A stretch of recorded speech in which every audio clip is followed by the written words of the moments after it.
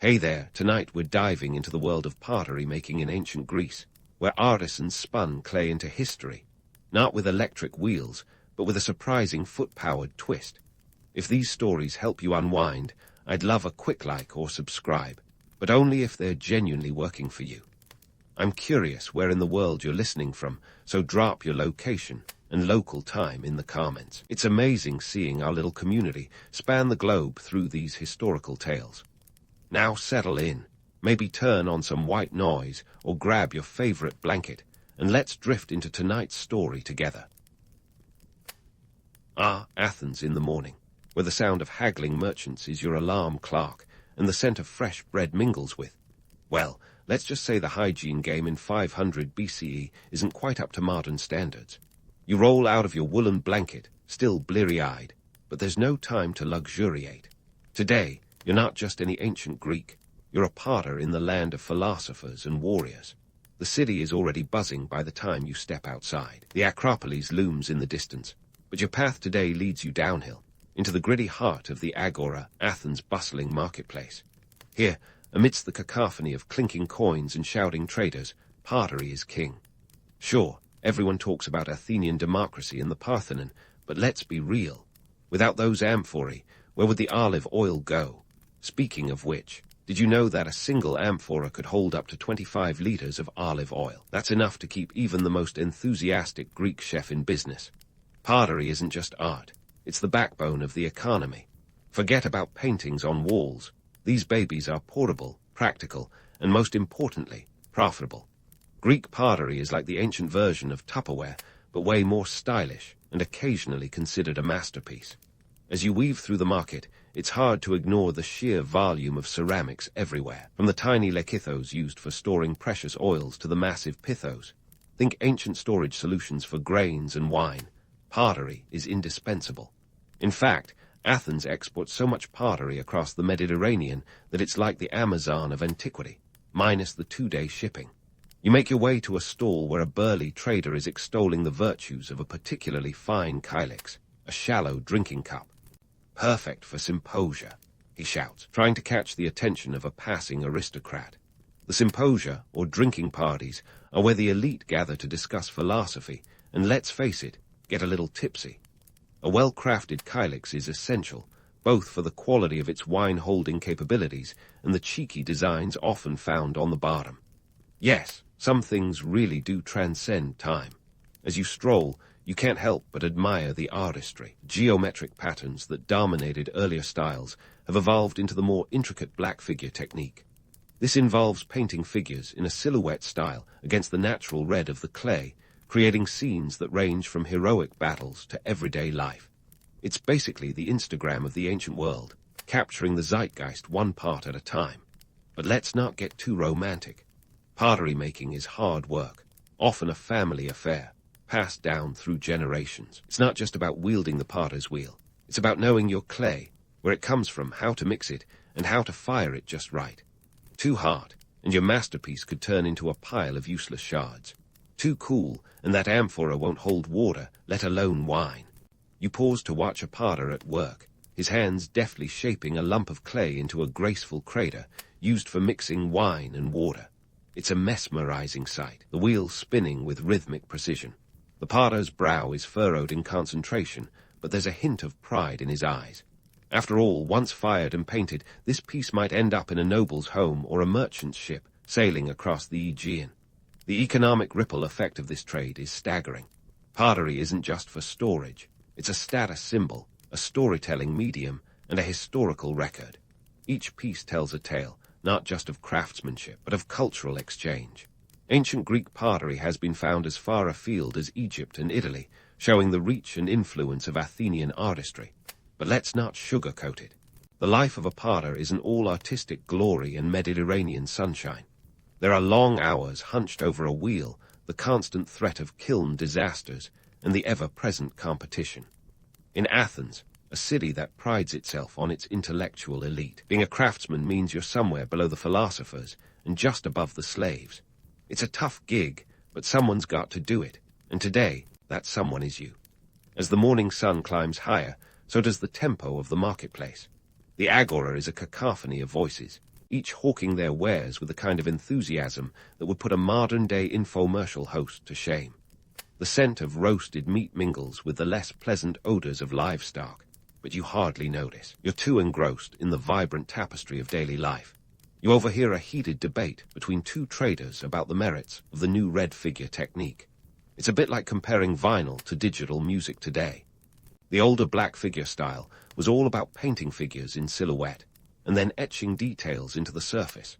With red figure, artists could paint finer details directly onto the pottery, allowing for more expressive and dynamic imagery. It's the cutting-edge technology of its time, revolutionizing the way stories are told through art. For a moment, you wonder about the potters who first experimented with these techniques. Who were they, these innovators of clay and glaze? They didn't have the luxury of YouTube tutorials or art school degrees, yet they managed to push the boundaries of their craft, leaving a legacy that would endure for millennia. As you continue your journey through the marketplace, you pass by a group of young apprentices, their hands covered in clay, listening intently as an older potter explains the intricacies of kiln temperatures and glaze mixtures. These are the future artisans, the ones who will carry on the tradition, perhaps even surpass their masters one day.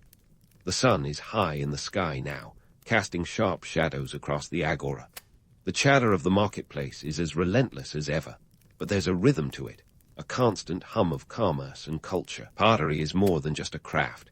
It's a vital part of the economic engine that drives Athens. It's easy to forget, amidst the philosophical debates and political intrigues, that without the humble part, much of what we know as ancient Greek civilization simply wouldn't function. As the day wears on, you find yourself reflecting on the importance of pottery in daily life. It's more than just a container for goods. It's a vessel of culture and history. Each piece tells a story, not just of its maker, but of the world it was created in. From the grand amphorae that grace the palaces of kings to the humble cups used by everyday citizens, pottery is a testament to the ingenuity and creativity of the ancient Greeks.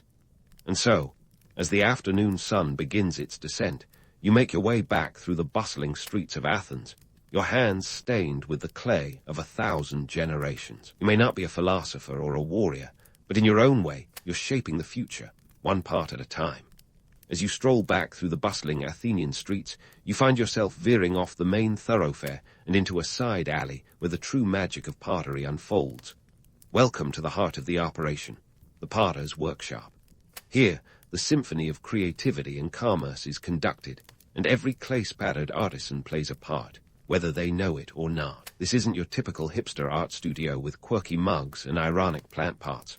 No, this is ancient Greece, where the air is thick with the smell of wet clay and the occasional curse word when things don't quite go as planned. The first thing you notice is the division of labor. Like a well-oiled machine, or at least a decently functioning one, everyone knows their role here. And trust me, it's not always the fairy tale of artistic freedom you might expect. Take the free citizens, for example. They're the ones who own the workshop, or at least the ones with a bit more say in what gets made and how much it's sold for. They're the master craftsmen, the ones who might one day have their pottery displayed in the homes of the wealthy or shipped off to far-flung lands. But don't let the title fool you. They're not lazing around sipping nectar all day. These guys are hands-on, literally, turning wheels and shaping clay with the precision of a surgeon. The potter's wheel itself, an ancient innovation dating back to around 3000 BCE, is their tool of choice. It revolutionized pottery by allowing for symmetrical and efficient production, making it the ancient equivalent of a 3D printer. And then there are the apprentices, usually younger men, possibly even the sons of the master potters themselves. They're here to learn the trade, but more often than not, they're doing the grunt work, mixing clay, stoking the kilns, and sweeping up shards of yesterday's failures. It's a tough gig, but it's a step up from the lowest rung on this societal ladder, the slaves. Ah, yes. The slaves. Every society has its dark underbelly, and Athens is no exception. Slaves in the pottery workshop are the unsung heroes, the ones who keep the wheels turning, quite literally. They're the muscle behind the operation, doing the back-breaking labor of hauling clay and operating the massive kilns. They might not receive the glory or the credit, but without them, the entire operation would grind to a halt faster than you can say, democracy. The tools of the trade are as varied as the people who use them. Beyond the potter's wheel, you've got the kilns, which are nothing short of industrial ovens capable of reaching temperatures over 1,000 degrees Celsius. The heat is intense, and the risk of mishaps is high. One wrong move, and that beautiful amphora is reduced to a pile of rubble. Then there are the brushes and pigments used for decoration, often sourced from far and wide. It's not just about slapping some paint on a part. It's about creating a masterpiece that tells a story. Now, let's talk money because, let's face it, art isn't just about passion. It's a business. The economics of pottery in ancient Greece is as complex as the designs on a kylix. The craftsmen are paid based on their skill and the complexity of their work. A simple utilitarian part might not fetch much, but a beautifully decorated piece with intricate designs. Now that's where the drachmas are. And don't forget the role of societal norms and status. The elite, often the patrons of these workshops, dictate the tastes and trends, want to appeal to a highbrow audience. Better brush up on your mythological scenes and heroic exploits. But let's not romanticize it too much. The life of a potter is hard. Long hours, the constant threat of kiln failures, and the ever-present pressure to produce work that not only sells, but also withstands the test of time. It's like being in a high-stakes reality show where one wrong move could see you booted off the island, or in this case, out of business. The societal structure is a bit of a paradox.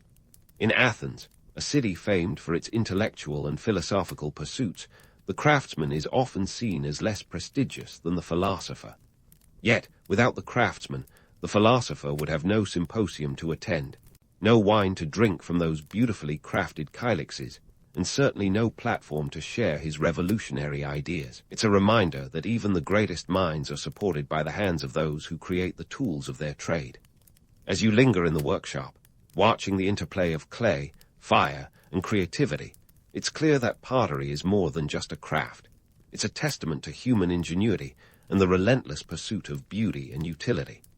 It's easy to overlook the humble part, but each piece is a slice of history, a snapshot of a moment in time, and a reflection of the society that created it. So, as the sun begins to set and the workshop quiets down, you leave with a newfound appreciation for the art and the artisans. You've seen the glamour and the grit, the elegance and the elbow grease.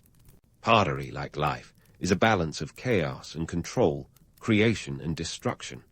And as you step back into the bustling streets of Athens, you're reminded of the vital role these craftsmen play in the grand tapestry of history. It's not just about making parts.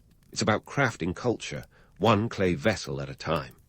As you step back into the bustling streets of Athens, you marvel at how these parts, each with its own story to tell, are more than just utilitarian objects. They are symbols of a civilization striving to balance beauty with functionality. But enough philosophizing. It's time to get your hands dirty and uncover the nitty-gritty of pottery making, a process that's as much an art as it is a science. First, let's talk clay. Not all dirt is created equal, and the Greeks knew this well. The best clay for pottery came from the region of Attica, where iron-rich deposits gave it that signature reddish hue once fired. This isn't just a happy accident, it's a calculated choice. The iron content not only adds color, but also increases the clay's plasticity, making it easier to shape. Think of it as the Goldilocks of clays. Not too soft, not too hard, but just right for crafting everything from amphorae to kylixes. Once you've got your hands on this prime material, it's time for wedging. No, not the kind that happens when your sandals are too tight. This is all about kneading the clay to remove air bubbles and ensure uniform consistency. It's a bit like making bread, but with less flour and more elbow grease. The goal, to avoid those pesky air pockets that could cause your part to explode in the kiln. Trust me, nothing ruins your day faster than a clay bomb taking out an entire batch of parts. Next up is the potter's wheel, a device that revolutionized pottery around 3000 BCE. This isn't your grandma's lazy Susan. It's a spinning platform where the real magic happens. With a deft touch and steady hand, you coax the clay into shape. It's a dance of pressure and speed, balance between control and letting the material dictate its form. The wheel is the great equalizer. Whether you're crafting a humble cup or an enormous storage jar, the process is much the same. Symmetry is the name of the game, and the wheel is your ticket to achieving it. Now for the fun part, shaping. As the wheel spins, you use your hands to pull and mold the clay. It's a tactile experience, the kind that leaves your hands stained, and your clothes dusted with a fine layer of red. You start with the base, ensuring it's sturdy enough to support whatever you plan to stack on top. From there, it's a matter of coaxing the sides upward, thinning the walls while maintaining structural integrity. It's a bit like sculpting a sandcastle, except this one has to survive the fiery depths of a kiln. Let's not forget the decoration. Once the part is leather hard, firm but still workable, you move on to embellishing your creation. This is where the artistry shines, where you get to flex those creative muscles. The Greeks loved their scenes of mythology and daily life, transforming parts into storybooks of clay. The black figure technique, where figures are painted in silhouette against the natural red of the clay, was all the rage. But by the late 6th century BCE, the red figure technique took over, allowing for more intricate detail and shading. It's like moving from a flip phone to a smartphone. Who doesn't love an upgrade? Once your masterpiece is decorated, it's off to the kiln, the make-or-break moment of the whole operation. These kilns are no joke, reaching temperatures of over 1,000 degrees Celsius. That's hot enough to bake your pottery and your patience. The firing process is a delicate dance of time and temperature, requiring a keen eye and steady hand. Too hot, and your part could warp or crack. Too cool, and it won't be durable enough to last. It's a fine line, and one that every potter must tread carefully. The firing process itself is a 3-stage marathon. First is the oxidizing phase, where the kiln is filled with air to ensure even heating. Then comes the reducing phase, where oxygen is restricted, turning the kiln into a smoky inferno. This is where the magic happens. Iron in the clay reacts with the carbon monoxide, turning that classic black figure silhouette. Finally, you return to oxidation to lock in the colors and strengthen the pottery. Each phase requires precision and timing, a testament to the skill and knowledge accumulated over generations.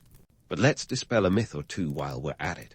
Romantic images of potters lovingly crafting each piece are nice and all, but reality is far grittier. These workshops are hot, smoky, and backbreaking. There's nothing glamorous about stoking a kiln or mixing glaze, and those long hours spent hunched over a wheel take their toll. The process is repetitive, and the margin for error is slim. Pottery might be prized and profitable, but it's also punishing work. And yet, the allure of the creative artisan endures. There's something undeniably appealing about the image of a lone craftsman, shaping clay into art with nothing more than their hands and imagination. It's a narrative that's persisted for centuries, despite the reality that pottery making is more often a team effort, with each person playing a role in the final product. From the clay diggers to the decorators, it takes a village to create a vase. So there you have it, a peek behind the scenes at the gritty, glorious world of ancient Greek pottery. As you wander back into the crowded streets, the knowledge of what goes into creating these everyday works of art adds a new layer of appreciation. Each part is a testament to human ingenuity and endurance, a tangible link to a past where beauty and utility went hand in hand. And while the romantic image of the solitary potter persists, it's the reality of teamwork, toil, and tenacity that truly shapes these timeless treasures. Stay tuned, because we're just getting started on this journey through the world of ancient Greek pottery. Whether you're here for the history, the art, or just a good story, there's plenty more to uncover. After all, the past is full of layers, much like a part waiting to be shaped on the wheel. Now, let's dive into the canvas of ancient Greek pottery, where the artistry was as vibrant as a toga party on Mount Olympus. Buckle up, because we're about to explore the decoration and design phase, the part where potters traded in their practical hats for berets, metaphorically speaking, and created masterpieces that doubled as both household items and cultural snapshots. First things first, let's talk about the design phase. Imagine a part, fresh from the wheel, like a blank Instagram feed, just waiting for its story. The Greeks had a lot to say, and they weren't afraid to say it with style. The decoration of pottery wasn't just about pretty pictures. It was a way to communicate status, identity, and even political propaganda. It's like having a bumper sticker that tells everyone you're an Athenian elite or a supporter of the latest political fad. Take Exekias, for example, a name that might not ring a bell unless you're a pottery nerd, but trust me, this guy was the Banksy of his time. Exekias was a master of the black figure technique, and his parts were the talk of the town, or more accurately, the entire Mediterranean. Around 530 BCE, He painted one of his most famous works, the Dionysus Cup, depicting the god of wine lounging on a ship surrounded by dolphins. It's not just a pretty picture. It's a visual manifesto celebrating the god's power and influence, a nod to the cultural and religious importance of Dionysus in Greek society. But Ezekias didn't stop at divine scenes. He also captured moments from everyday life, battles, and even historical events, like the Trojan War. His work was a bit like the evening news, with a side of mythology and some artistic flair. And while today's news anchors might not appreciate being compared to ancient potters, both share a knack for storytelling that shapes public perception. Now, you might be wondering, why all the fuss about these designs? Well, in ancient Greece, pots were more than just vessels for your olive oil or wine. They were status symbols, and owning a piece by a renowned artist like Ezekias was a way to show off your wealth and taste. Picture this. You're hosting a symposium, and as your guests sip wine from their kylixes, they're also admiring the artistry of your latest acquisition. It's the ancient equivalent of flaunting a limited edition sneaker collection or having the latest gadget. But let's peel back the layers of this artistic onion. Not every potter was an Ezekias, and not every part was a masterpiece. Much like today's art world, there were varying levels of skill and fame. While the top-tier potters achieved rock star status, most were more akin to local garage bands, competent, hardworking, but not exactly changing the world.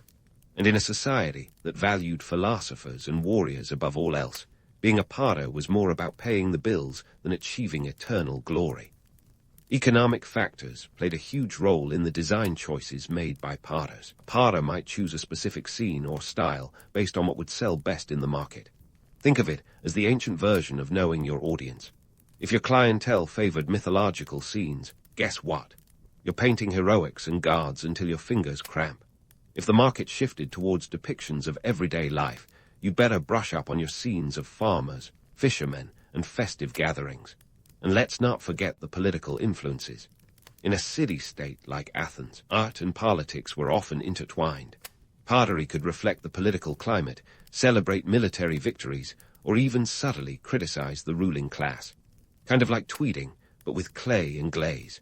The imagery on pots could be a powerful tool for persuasion, a way to align oneself with the popular sentiments or the ruling powers of the day.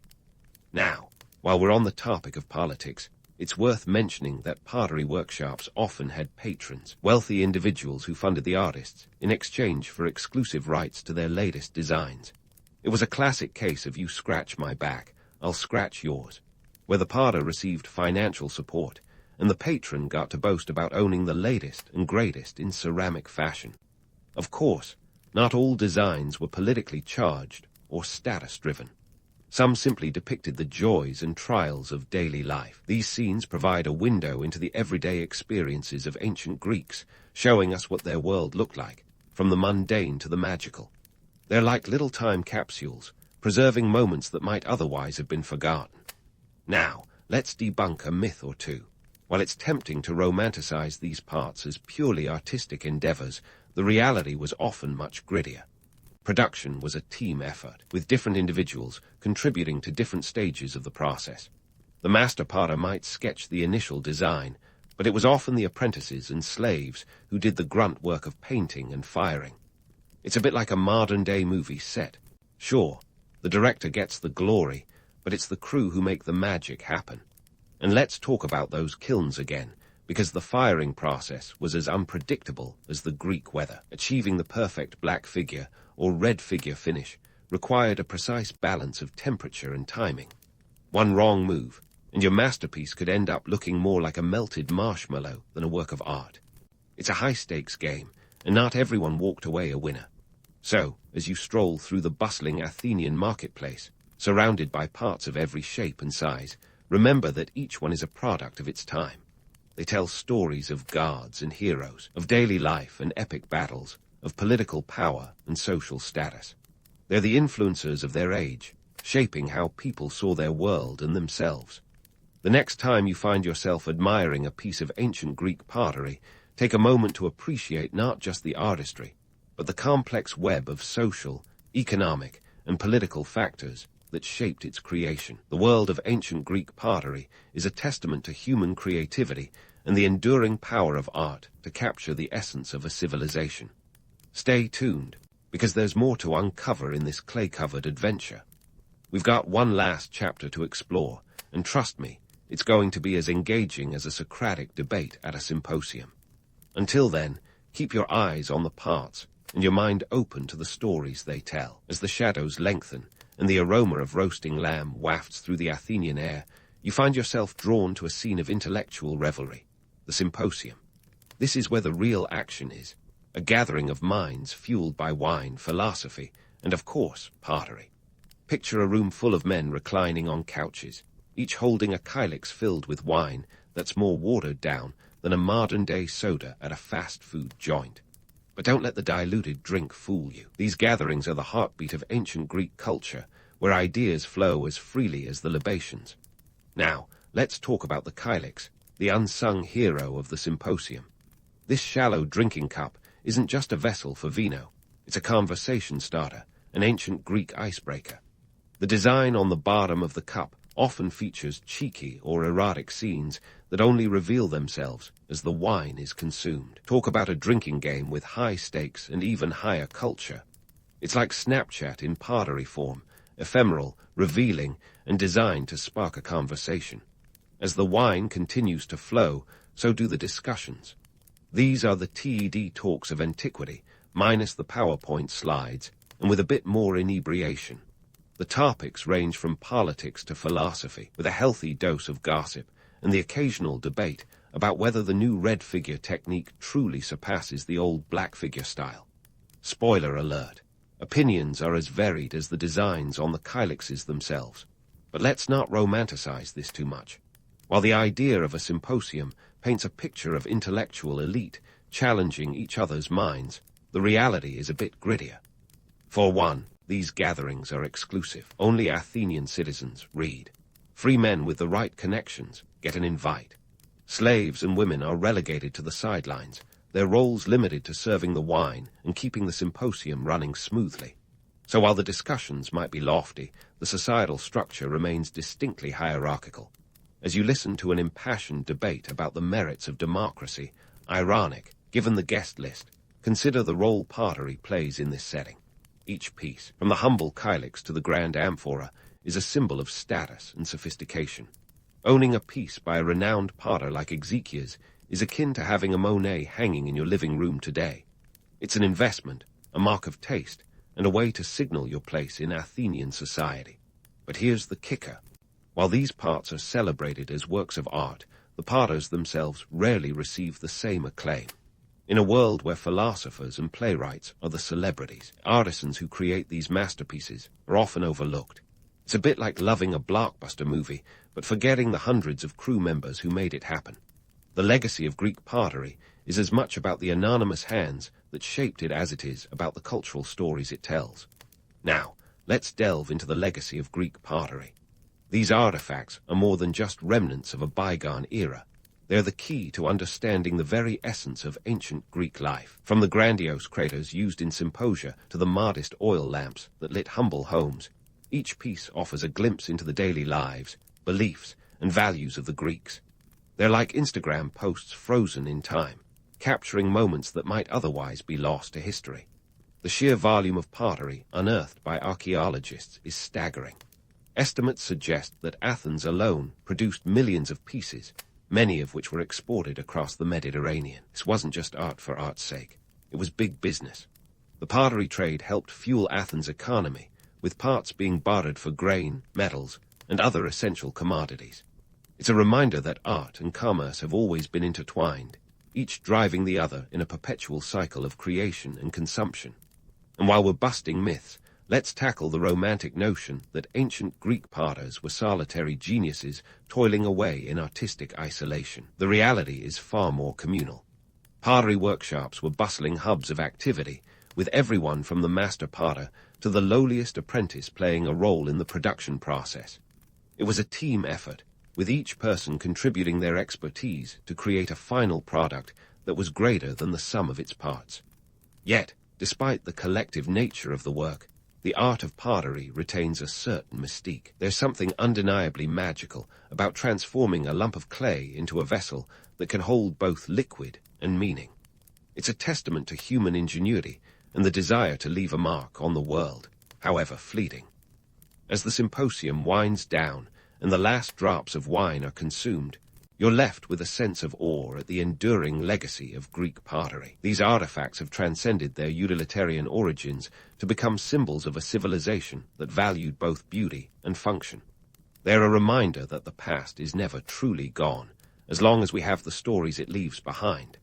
And so, as you step back into the cool Athenian night, the echoes of the symposium still ringing in your ears, you can't help but reflect on the timeless allure of Greek pottery. It's a legacy that continues to captivate us thousands of years later, revealing new insights with each shard unearthed. It's a reminder that history is not just about the grand events and famous figures, but about the everyday objects that tell the stories of those who came before us. So next time you see an ancient Greek pot, remember that it's not just a relic of the past. It's a piece of living history, a testament to human creativity and the enduring power of art to connect us across time and space. Now, that's something worth raising a kylix to. Cheers. Forget about the Celts as just those ancient folks with a penchant for painting themselves blue and charging into battle. There's more to these people than meets the modern eye, and it's not all about the thrill of the fight. Let's kick things off with one of their more eyebrow-raising customs, head hunting. Yeah, you heard right. To the Celts, a good head was worth its weight in gold, or possibly more accurately, worth its weight in status and spiritual mojo. So, why heads? In the Celtic worldview, the head was where the soul decided to hang out, and that made it pretty much the ultimate trophy. Taking someone's head wasn't just about boasting rights, though that was part of it. It was also about absorbing their power and wisdom. Imagine if the modern workplace operated like that. One promotion, and you're literally in over your head. Now, before you start picturing a gruesome landscape littered with skulls, let's get some historical perspective. The Celts weren't just running wild with axes for kicks. This head-hunting thing was deeply entwined with their spiritual and social fabric. The Druids, those priestly types who doubled as judges and advisors, played a significant role in this belief system. They saw the head as a sacred vessel, the seat of the divine spark. You could say the Druids were the original head-hunters, just in a more philosophical sense. But what about those skulls? Celts didn't just nab a noggin and call it a day. Nope, they went full interior decorator with them. Skulls were kept as prized possessions, sometimes even displayed on walls or carried into battle as a kind of talismanic pep talk. There's a story from Diodorus Siculus, a Greek historian, who described Celtic warriors tying the heads of their enemies to their horses' necks. Talk about letting success go to your head, literally. Our Greek friend wasn't just spinning tales. Archaeological evidence backs him up. Excavations have unearthed skulls with holes bored in them, likely used for hanging purposes. Think of it as the ancient equivalent of the Employee of the Month plaque, only with a permanent grin.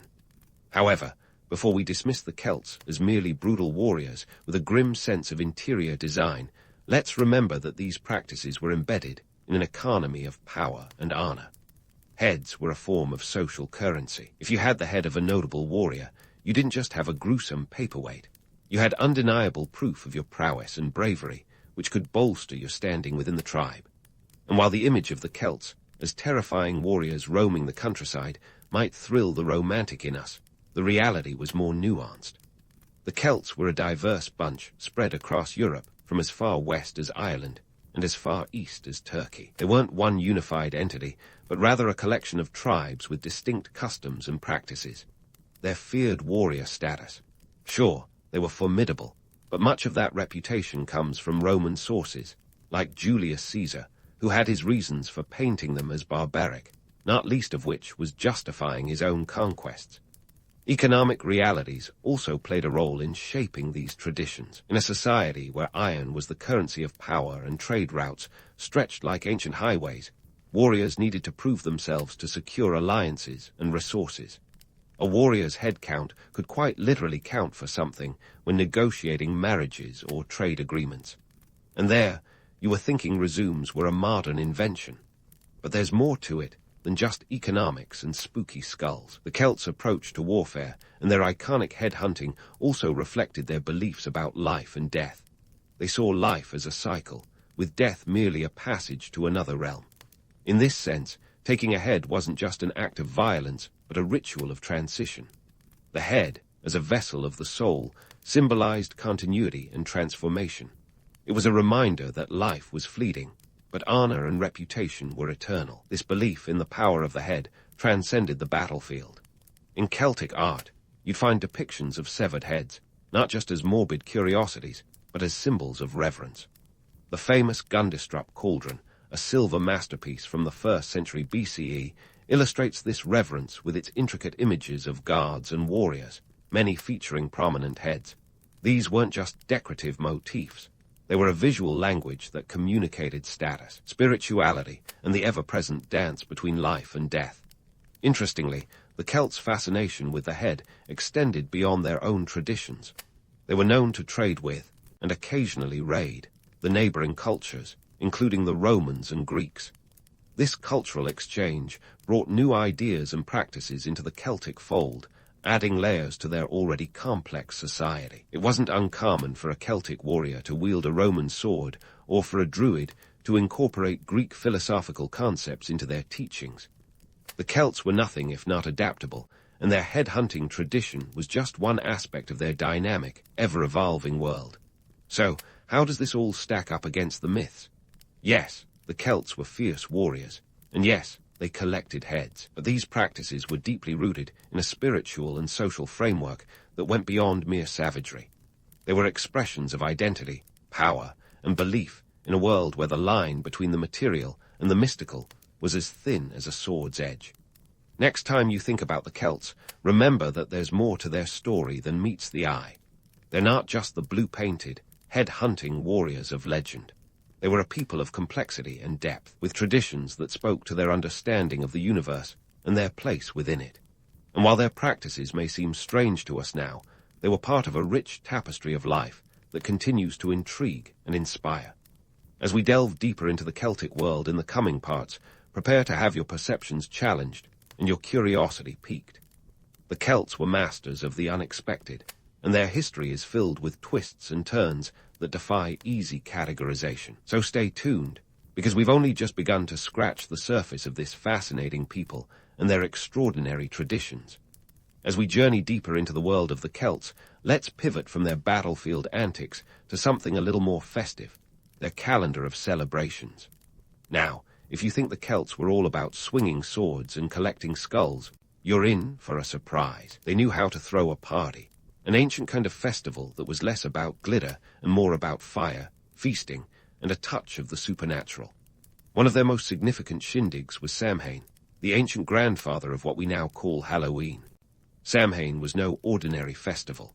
Happening at the end of October, it marked the Celtic New Year, a time when the veil between the world of the living and the dead was at its thinnest. Imagine the ultimate crossover episode between life and the afterlife.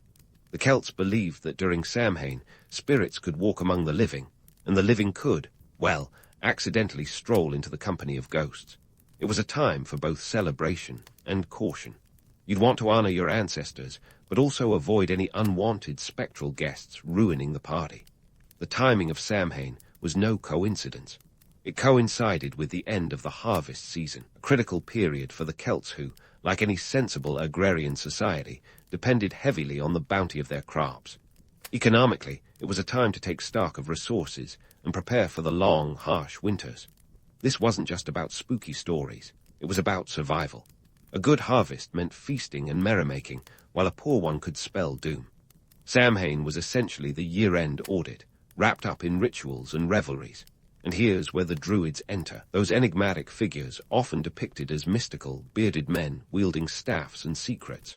The reality, a little less Gandalf and a tad more spiritual accountant. Druids played a crucial role during Samhain, acting as intermediaries between the human world and the supernatural.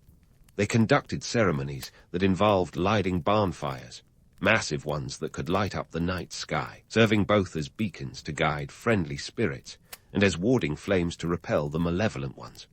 Just think of them as ancient firework displays with a supernatural agenda. But let's debunk one myth right off the bat. Druids weren't all-knowing wizards with the power to conjure magical forces at will. Historical and archaeological evidence suggests they were more akin to learned scholars and religious leaders. They possessed knowledge of the natural world, astronomy, and the cycles of the earth. They weren't casting spells on the regular. They were more about understanding the rhythms of life and nature and translating these into rituals that connected the community to the earth and the cosmos. Speaking of rituals, one of the more intriguing aspects of Samhain was the wearing of costumes. Not just for the fun of it, but as a practical measure to confuse and ward off evil spirits. Masks and disguises were believed to trick the spirits into thinking the wearers were one of them, thereby granting a sort of supernatural invisibility cloak. It was ancient camouflage with a touch of whimsy, and it beats our modern-day habit of dressing as pop culture icons. The festival also had a communal aspect, with the Celts extinguishing their hearth fires at home and relighting them from the communal bonfire. This act symbolized unity and the hope of shared prosperity in the coming year. It was a literal and metaphorical rekindling of community spirit. And while today's Halloween often gets wrapped up in candy and costumes, the Celts were more concerned with ensuring the balance between the earthly and the ethereal. Samhain was also a time for divination. With the barriers between worlds at their most permeable, it was prime time for fortune-telling. The Celts might use the entrails of animals, yes, you read that right, or the shapes of roasted nuts to predict the future, because who doesn't want to know if next year's harvest will be bountiful or if they'll finally get that promotion, Celtic style? Now, you might wonder, why does all this matter? Well, understanding Samhain helps us peel back the layers of Celtic life, showing how their celebrations were not just hedonistic escapades, but deeply intertwined with their economic realities and spiritual beliefs. It highlights the Celts' pragmatic approach to life, one where the supernatural and the everyday were inseparably linked. They didn't separate the sacred from the mundane. Instead, they lived in a world where the two danced together in a complex, eternal waltz. So, the next time you're carving a pumpkin or donning a costume, remember that these customs have roots stretching back to the Celts' practical need to make sense of a world where survival was never guaranteed. Their festivals were as much about community and continuity as they were about appeasing spirits. And while the modern-day Halloween is more about candy corn and horror movies, the echoes of Samhain remind us of a time when life and death were celebrated in the same breath, and the fires of community burned brightly against the encroaching darkness of winter. And there we have it. The Celts, with their bonfires and costumes, sowed the seeds of a tradition that has grown and evolved into the Halloween we know today. But their story is far from over. In the next part, we'll continue to unravel the mysteries of the Celts, diving into their other festivals and the intricate tapestry of their lives. Because if there's one thing we've learned, it's that the Celts were never just about the battles or the skulls. They were a people who lived with both feet planted firmly in the gritty soil of reality, and their eyes ever gazing towards the mystic horizons of the unknown. Stay tuned for more Celtic tales, and maybe keep a light on, just in case. And speaking of the Celts and their intertwined realms of the sacred and the practical, let's shift our gaze from the ethereal festivities of Samhain to the very ground beneath their feet, literally. The Celts had a knack for turning landscapes into powerhouses of spiritual and political significance. Forget the idea of them as a bunch of nature-loving tree-huggers with no sense of realpolitik. These folks knew how to leverage geography for both spiritual depth and strategic advantage. First up, let's talk hill forts. Imagine them as the ancient version of a high-rise apartment with a view. These were not mere fortifications. They were the beating hearts of Celtic communities. The Celts weren't just randomly chucking up walls on any old hill. Nope, these structures were meticulously planned and strategically placed. The hill forts of Maiden Castle in England, which sprawled over a whopping 47 acres, and the impressive Dun Eanghasa in Ireland, perched dramatically on the edge of a cliff, serve as postcard-perfect examples. These were statements of power, visible for miles around, and they screamed, "We're here, we're organized. And yes, we've got the high ground." Now you might think, why all the fuss over a bunch of rocks on a hill? Well, location, location, location. Hill forts were built on elevated ground, not just for defensive purposes. though that was an undeniable perk, but also to keep an eye on trade routes and fertile lands. Much like modern real estate, it was all about maximizing the view and minimizing the risk. Plus, in a world without Google Maps, visibility was key. A well-placed hill fort could serve as a beacon, a rallying point in times of trouble, or a symbol of stability and safety for the surrounding countryside. In other words, whoever controlled the hill fort wielded not just military power, but also a significant amount of political clout. But it wasn't all about bricks and battlements. The Celts also had a deep-rooted connection to natural sites like rivers and trees. The river Shannon in Ireland, for example, wasn't just a waterway. It was a lifeblood, a sacred entity that shaped the communities along its banks. Rivers were more than mere geographical features. They were pathways of commerce and conduits of myth. They facilitated trade and communication across distances that, in today's terms, would be the equivalent of spanning several time zones. The Celts understood this duality, harnessing the practical benefits of these natural features while draping them in layers of spiritual significance. Trees, too, held a special place in the Celtic worldview. The mighty oak, yew, and ash trees weren't just part of the scenery. They were seen as sacred, often thought to house spirits or serve as gateways to other realms. The Celts had a term for this, nemeton, meaning a sacred grove. But before you picture a serene, untouched forest, remember this. These sacred spaces were also political tools. By claiming a grove as sacred, a tribe could assert dominance over the surrounding area, laying down an invisible but very real line in the sand.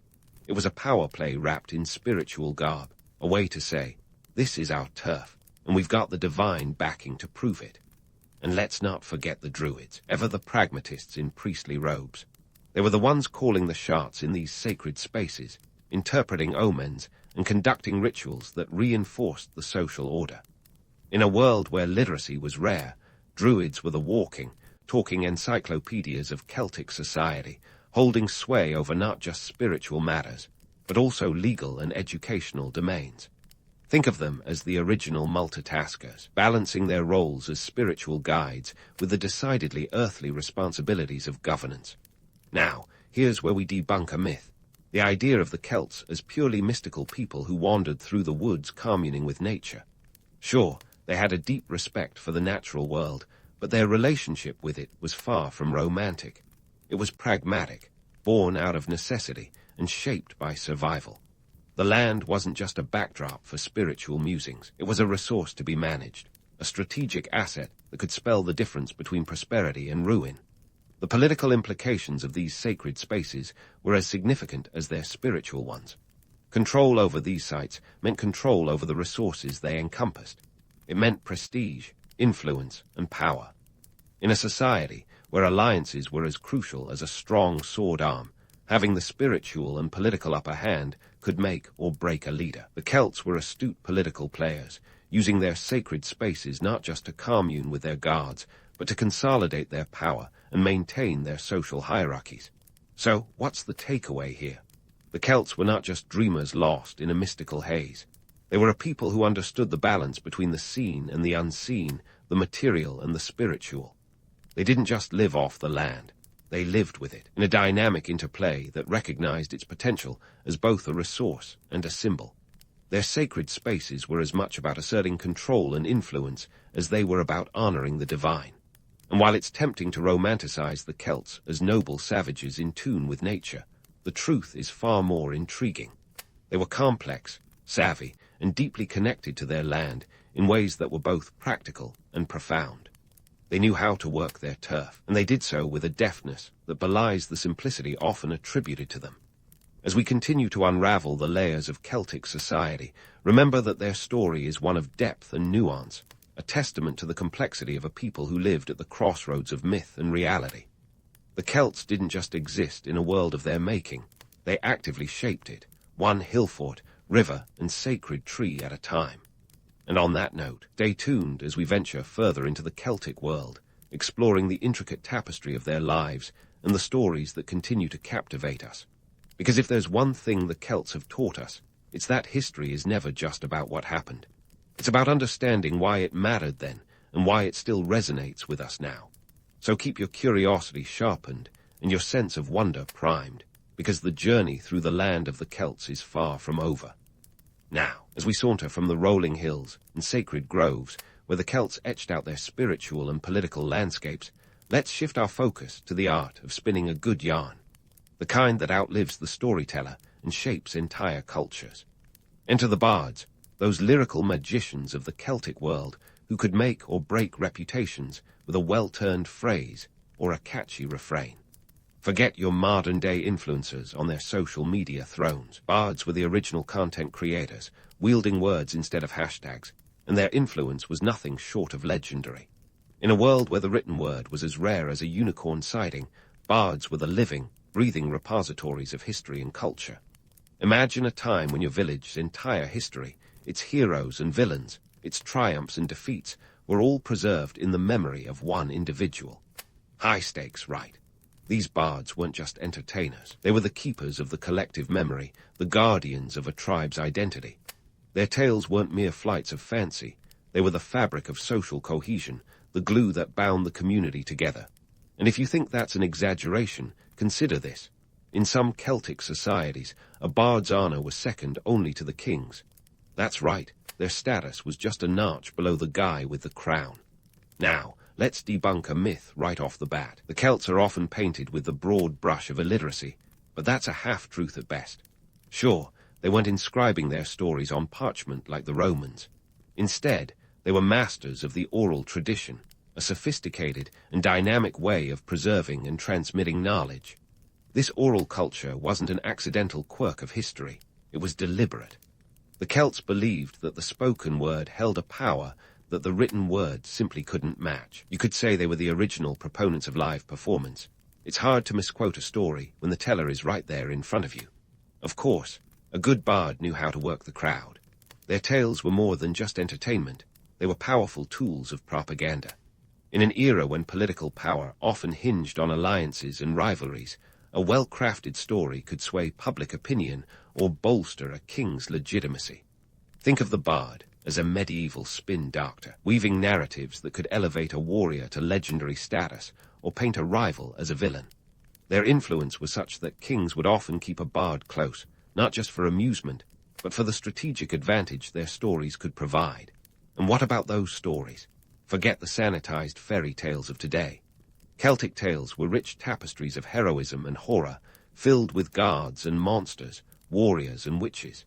They were a kaleidoscope of human experience, reflecting the harsh realities and the mystical allure of the world the Celts inhabited. The story of Cu Chulainn, for instance, is one of epic battles and tragic destiny, a narrative that captured the imagination of the Celtic people and continues to resonate even now. These stories weren't just escapism. They were reflections of societal values and existential musings. Economically, the role of the bard was a pragmatic one. In a society where literacy was limited and books were luxury items, bards were the Wikipedia of their time. They could recall genealogies and legal precedents at the drop of a hat, providing a crucial service in legal disputes or inheritance claims. Their ability to remember and recite vast swaths of information was not just a party trick. It was a valuable commodity. In an era where information was power, the bards held the keys to the kingdom, quite literally. But let's not forget the darker side of this romantic picture. With great power comes great responsibility, or, in some cases, the potential for manipulation. A bard with a grudge could destroy reputations and incite feuds. Their stories could be as much a weapon as a shield, and their influence a double-edged sword. The potential for misuse was ever present, and the consequences could be as devastating as any blade or spear. As the centuries rolled on and the Roman influence spread, the Celts began to adopt writing, slowly but surely. The Agam script, an early form of writing developed by the Celts, began to appear around the 4th century CE. This transition to written records was a watershed moment, marking a shift in how stories were preserved and shared. Yet, even as writing took root, the oral tradition remained vibrant, a testament to its enduring power and the cultural significance of the spoken word. The persistence of the oral tradition, alongside the burgeoning use of written records, highlights the adaptability of the Celts. They were not the static, unsophisticated people some might imagine. Rather, they were a dynamic society, capable of evolving and integrating new practices while maintaining their cultural identity. This adaptability was perhaps one of their greatest strengths, allowing them to navigate the tides of history with resilience and creativity. So, what's the takeaway from the world of Celtic storytelling? It's a reminder that stories are more than just tales to pass the time. They are the threads that weave the fabric of society, shaping beliefs, influencing politics, and preserving history. The Celts understood this instinctively, and their bards were the artisans of this craft, wielding the power of the spoken word with skill and precision. In the end, the stories we tell, and how we tell them, continue to shape our world, just as they did in the time of the Celts. And as we continue our journey through the rich tapestry of Celtic history, remember that we are not just observers of a distant past. We are participants in a continuum of storytelling, inheritors of a tradition that stretches back through the mists of time.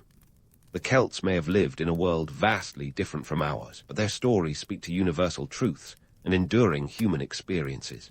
So, stay tuned, keep your ears open, and your imagination primed, because the story is far from over, and there are many more tales to tell.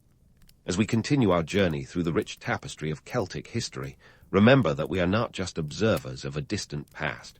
We are participants in a continuum of storytelling, inheritors of a tradition that stretches back through the mists of time. The Celts may have lived in a world vastly different from ours, but their stories speak to universal truths and enduring human experiences. So, stay tuned, keep your ears open, and your imagination primed, because the story is far from over, and there are many more tales to tell. Now, let's tackle the elephant in the room, the modern makeover of Celtic culture. Fast forward from the ancient bards to today's digital druids, and you'll find the Celts have undergone a serious rebranding. It's like they've been given a Hollywood makeover, complete with a soundtrack that's heavy on the harps. From New Age spiritualism to the fantasy worlds of blockbuster movies, the Celts have been cast as mystical, nature-loving sages. But how much of this is true, and how much is just wishful thinking wrapped in a Celtic knot? Firstly, let's talk numbers. The Celts flourished between 1200 BCE and the 1st century BCE, spreading across Europe from Ireland to the Iberian Peninsula. That's a massive cultural footprint, yet the image we often see today is a patchwork of select symbols and stories, cherry-picked for their romantic allure. Take the Druids, for example. In modern interpretations, they've been promoted to the realm of Gandalf-like figures with an enviable wardrobe of flowing robes and mystical staves. Truth be told, historical Druids were more like spiritual advisors and legal experts, not spell-casting sorcerers. And then there's the harp, a symbol as synonymous with Irish culture as shamrocks and leprechauns. While it's true that the harp was a significant instrument in Celtic music, the modern image of a harpist strumming away in a serene glade doesn't quite capture the reality. For starters, ancient harps were often portable, rugged instruments designed for bards on the go. This was no grand concert hall performance. It was more like musical storytelling around the campfire, with the occasional ale-fueled sing-along. But let's not be too harsh. After all, myths have their place. They serve as cultural touchstones, giving people a sense of identity and continuity. The romanticized Celt is a comforting figure, a symbol of a simpler time when humanity allegedly lived in harmony with nature.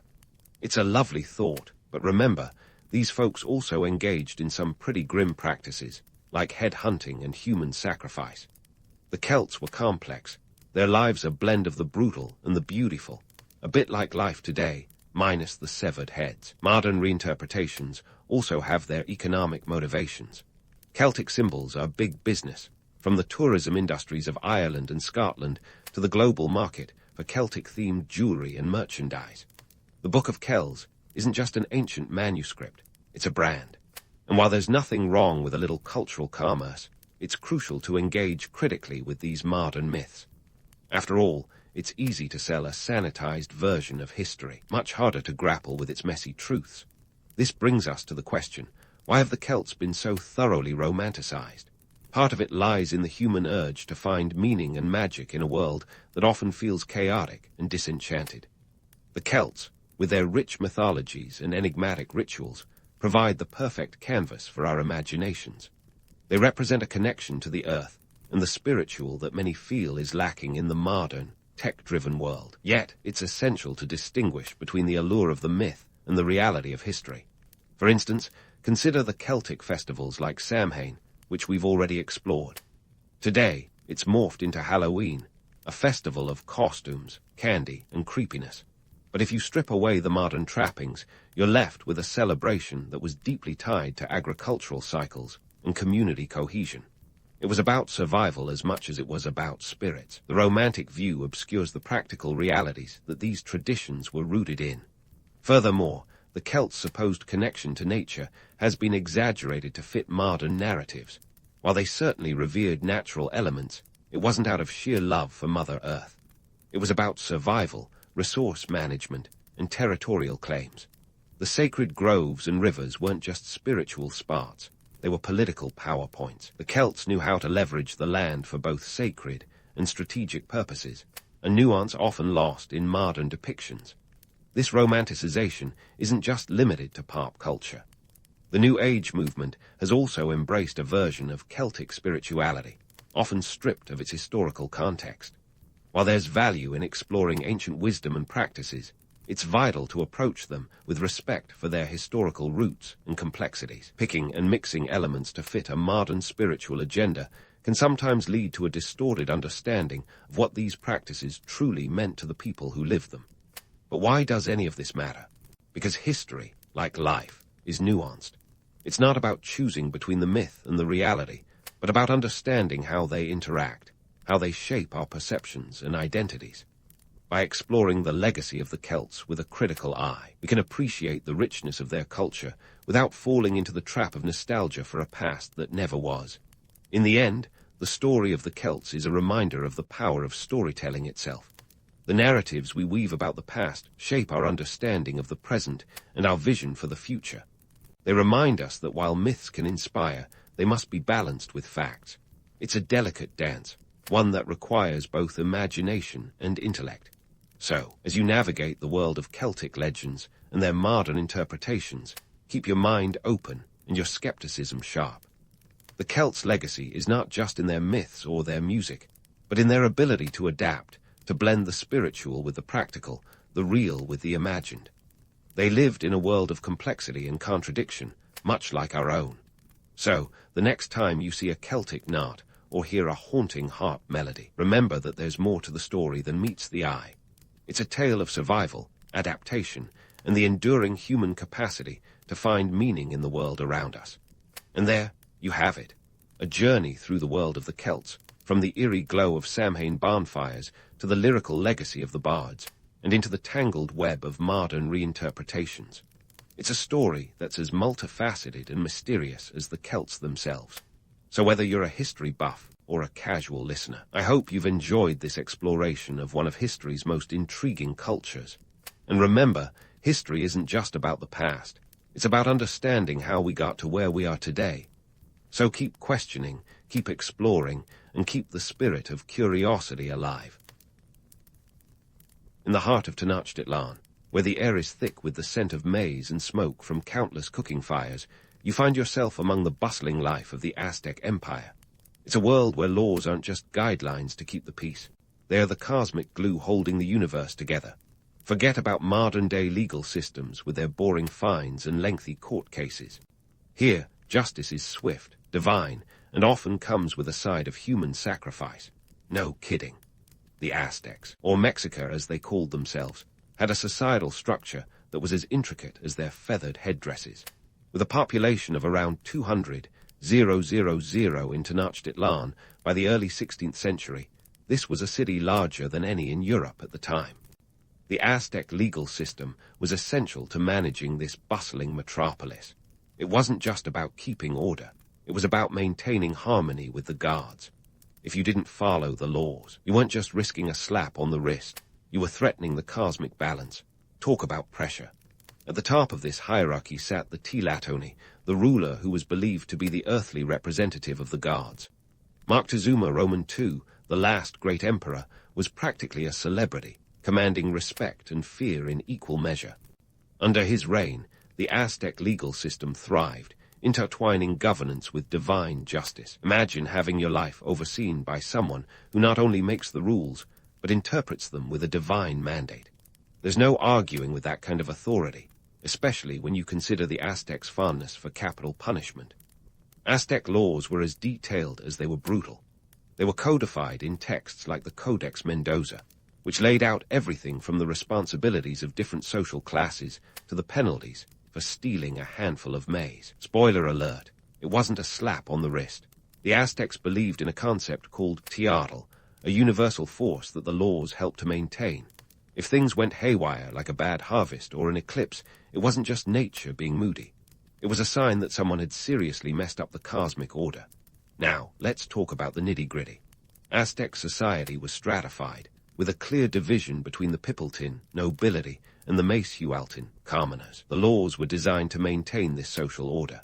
For instance, if a noble committed a crime, the punishment was more severe than for a commoner. Why? Because nobles were supposed to be paragons of virtue. If they slipped up, it was like a cosmic faux pas. In today's terms, it would be like a member of royalty getting busted for shoplifting. But instead of a scandal, it might result in a very public execution. Speaking of executions, the Aztecs had a penchant for public displays of justice that makes modern-day courtroom dramas look like children's theater. Theft, for instance, was a serious offense, often punished by death. And if you were caught drunk in public, well, let's just say you'd better be prepared to meet your maker. Adults found intoxicated could face the ultimate penalty, while first-time teen offenders got off with a warning, an acknowledgement, perhaps, of teenage experimentation. But why such harsh penalties, you ask? It's all about control. The Aztecs were master empire builders, and maintaining control over a vast and diverse population required more than good intentions. The emperor's grip on power was only as strong as the people's belief in his divine right to rule. By enforcing strict laws and showcasing the consequences of breaking them, the Aztecs reinforced their authority and kept the wheels of their civilization turning. However, the Aztecs weren't just about cracking skulls. Their legal system was surprisingly nuanced. They operated on a principle similar to our modern concept of innocent until proven guilty. Trials were held where evidence was presented, and judges, often noblemen themselves, would decide the outcome. This was no kangaroo court. It was a sophisticated system designed to uphold justice and keep the guards appeased. And let's not forget the role of religion. Aztecs were deeply spiritual, with a pantheon of gods who demanded constant appeasement. If you thought paying taxes was bad, imagine having to ensure your actions didn't anger Huitzilopochtli, the god of war and the sun, lest you bring about the end of the world. The divine was inextricably linked with the legal, and it was believed that each person had a divine duty to uphold the laws, not just for their own sake, but for the continued prosperity of the empire. So, as you wander through the bustling streets, surrounded by the vibrant colors and sounds of Tenochtitlan, remember that every step is a dance with destiny. The laws of the Aztec Empire are more than mere rules. They are the very threads of the universe, woven together by the belief in a cosmic order that resides above even the mightiest emperor. It's a world where justice is harsh, but never arbitrary, and where every action has consequences that ripple through both the earthly and divine realms. As you navigate this complex society, keep your wits about you, for the eyes of the guards and the law are always watching. As you stroll through the vibrant streets of Tenochtitlan, you start to feel the weight of the Aztec legal system in the air, like a cosmic referee blowing the whistle on any funny business. You see, the Aztecs weren't just running a city. They were orchestrating a symphony of laws and consequences that would make any modern-day judge's wig spin. Let's dive into the nitty-gritty, starting with the lowly turkey, a bird so innocent yet so perilous to pilfer. Ah, the turkey, a noble creature that in the Aztec Empire was as good as gold. If you were caught swiping one of these feathery treasures, you could kiss more than your next meal goodbye. The penalty for theft was often death, a stark reminder that in a society where turkeys were a symbol of prosperity and sustenance, stealing one was like snatching a piece of the sun. It was a transgression against the divine balance, and the Aztecs had no patience for cosmic mischief makers. But why, you ask, such a heavy hand for what seems like such a small crime? Picture it this way. In a bustling metropolis of 200,000 souls, the peace was as delicate as a spider's web. The Aztec authorities couldn't afford to let one sticky-fingered thief unravel the whole tapestry. Theft was a direct challenge to the social order, a crack in the foundation of trust and prosperity. And so, the penalty was designed to be a deterrent with a capital D, ensuring that everyone thought twice before eyeing their neighbor's poultry with ill intent. And if you thought that was harsh, wait until you hear about adultery. In the Aztec world, marital fidelity was as sacred as the offerings to Huitzilopochtli. If you were caught in a compromising situation that wasn't with your spouse, let's just say the consequences were as final as they come. Adulterers could find themselves on the sharp end of a punishment that was often fatal. The rationale: marriage was considered a cornerstone of social stability, and any threat to it was like shaking the very pillars of the universe. Now, let's take a moment to appreciate the Aztec flair for drama. Their justice system wasn't just about laying down the law, it was a full-blown spectacle. Public executions served as a grim reminder of the consequences of stepping out of line. Imagine a city square filled with spectators, all eyes on the unfortunate soul who dared to challenge the status quo. It was a communal event, a chilling yet effective way to reinforce societal norms. Think of it as the ultimate reality TV show, but with much higher stakes. Speaking of stakes, let's not forget that the Aztecs had a knack for making crime-solving a straightforward affair. In a world where a turkey thief and an adulterer faced equally dire stakes, the emphasis was on prevention. The Aztecs didn't have the luxury of forensic labs or detective squads. They relied on the stark reality of visible consequences to keep everyone in line. With such an effective deterrent system, they didn't need to solve crimes as much as they needed to prevent them from happening in the first place. But before you accuse the Aztecs of being all doom and gloom, remember that their harsh laws were born from necessity. Govern a city that dwarfs medieval London, and you'll find that keeping order requires more than a gentle nudge. Their legal system was a complex dance of power, tradition, and divine mandate, blending the earthly with the ethereal in a way that kept society ticking like the cogs of a well-oiled machine. As we navigate this world of legal strictures, it's easy to mythologize the Aztecs as brutal overlords. Yet there was method to their madness. Their punishments, though severe, were rooted in a deep understanding of human nature and societal needs. They knew that fear, when wielded judiciously, was a powerful tool for maintaining order, a lesson that echoes through the ages. So next time you find yourself grumbling about a parking ticket, spare a thought for the Aztecs. In their world, the stakes were higher, the consequences more dire, and the need for order more pressing. As you continue your journey through this ancient metropolis, remember that every law, every punishment, every public spectacle was a thread in the intricate tapestry of Aztec society. And while the cost of a stolen turkey might seem excessive, it was a price the Aztecs were willing to pay to keep their world spinning in harmony. As we delve deeper into the Aztec legal labyrinth, let's shift our gaze from the gallows to the treasury. You see, the Aztecs didn't just wield the sword of justice. They also knew their way around a ledger. In a society where the emperor was as much an accountant as he was a warrior, laws often came with a price tag that'd make even your most seasoned tax collector blush. Consider this. The Aztec Empire wasn't just a sprawling metropolis of warriors and priests. It was a bustling economic powerhouse. At its heart lay Tenochtitlan, a city that thrived on trade, tribute, and a complex system of fines that kept the gears of commerce well-oiled. You might think Aztecs and picture warriors with obsidian swords, but they were equally adept at wielding the pen, or rather, the quill. Let's talk numbers. When it came to fines, the Aztecs had a sliding scale that would make your local parking authority proud. Depending on the offense, fines could range from a few cacao beans to entire fields of maize. The cacao bean, by the way, was the currency of choice for minor transgressions. Forget about shelling out a few bucks. In Tenochtitlan, your morning mocha was literally money. Economic sanctions weren't just petty cash grabs. They were carefully calibrated to maintain social harmony. For instance, if a commoner was caught infringing on a noble's land, they could expect a hefty fine, designed not just to compensate the victim, but also to deter future trespassers. It was a practical reminder that while you could admire the lush gardens of the nobility, you'd best keep your feet firmly planted on your own patch of dirt. This wasn't just about keeping the rabble in check. Fines served a dual purpose, reinforcing social hierarchies, while bolstering the empire's coffers. Nobles, despite their elevated status, weren't immune to the financial sting of justice.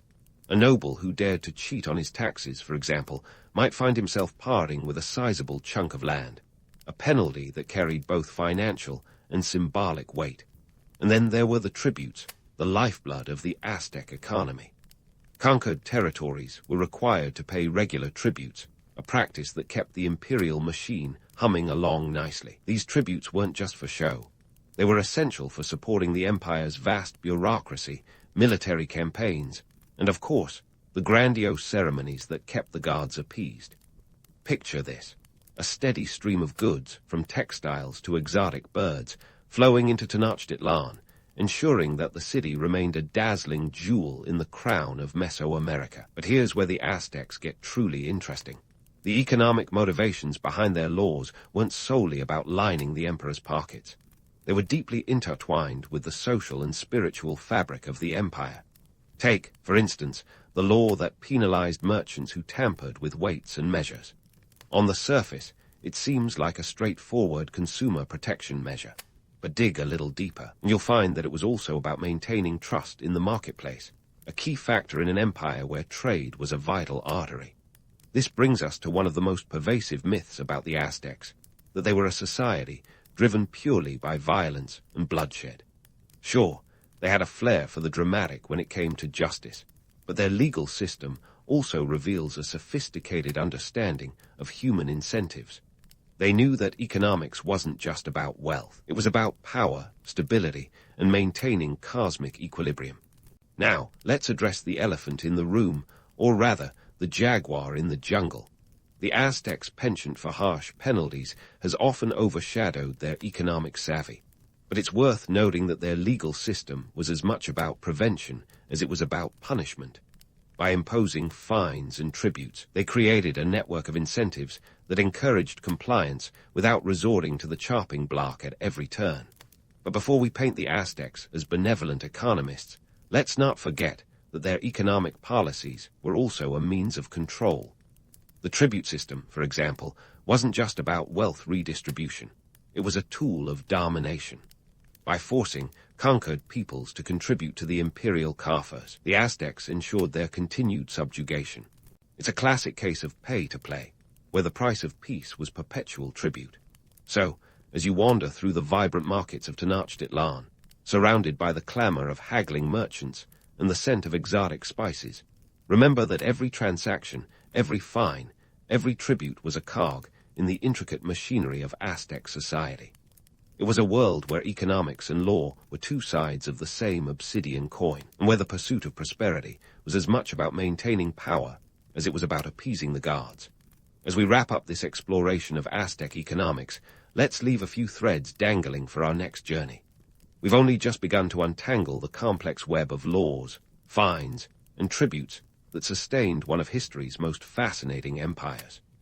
In the next part, we'll delve deeper into the cultural and religious dimensions that shape the Aztec legal system, revealing how these ancient laws continue to echo through the corridors of time. So stay tuned, because the story of the Aztecs is far from over. As we saunter further into the sprawling narrative of the Aztec Empire, let's peel back another layer of this Mesoamerican onion and scrutinize the political puppeteering that kept the empire's legal system ticking like a celestial clock.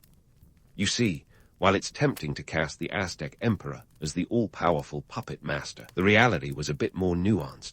Sure, the Tlatoni, or emperor, had the final word in many matters, but even he was no solo act in this cosmic performance. The Tlatoni, such as Moctezuma Roman II, was often perceived as the living embodiment of divine will, a celestial celebrity, if you will. But did he get to call all the shots? Not quite. The empire was a web of power dynamics, with local leaders, known as Calpics, playing pivotal roles in the enforcement of laws. These regional bigwigs were charged with the heavy lifting of governance, ensuring that the emperor's decrees didn't just gather dust on a codex, but were actively implemented across the empire's sprawling territories. Now, let's talk politics, Aztec style. Picture this. A council of 4 high-ranking nobles, the Council of Four, stood at the heart of Aztec governance, serving as the emperor's advisors, and occasionally his political counterweights. They were the peanut gallery you couldn't ignore, wielding influence that could make or break an emperor's reign. This council was a critical component in the empire's system of checks and balances, ensuring that the emperor's power didn't balloon into unchecked tyranny. Yet, this doesn't mean the emperor was just a figurehead. Oh no, he was very much the lead actor in this drama, but with a script often influenced by the whispers and machinations of those around him. The emperor had to be a shrewd political operator, balancing the interests of the nobility, military leaders, and the priesthood. It was a high-wire act without a safety net. One wrong move, and the cosmic order could spiral into chaos, with the emperor along for the ride.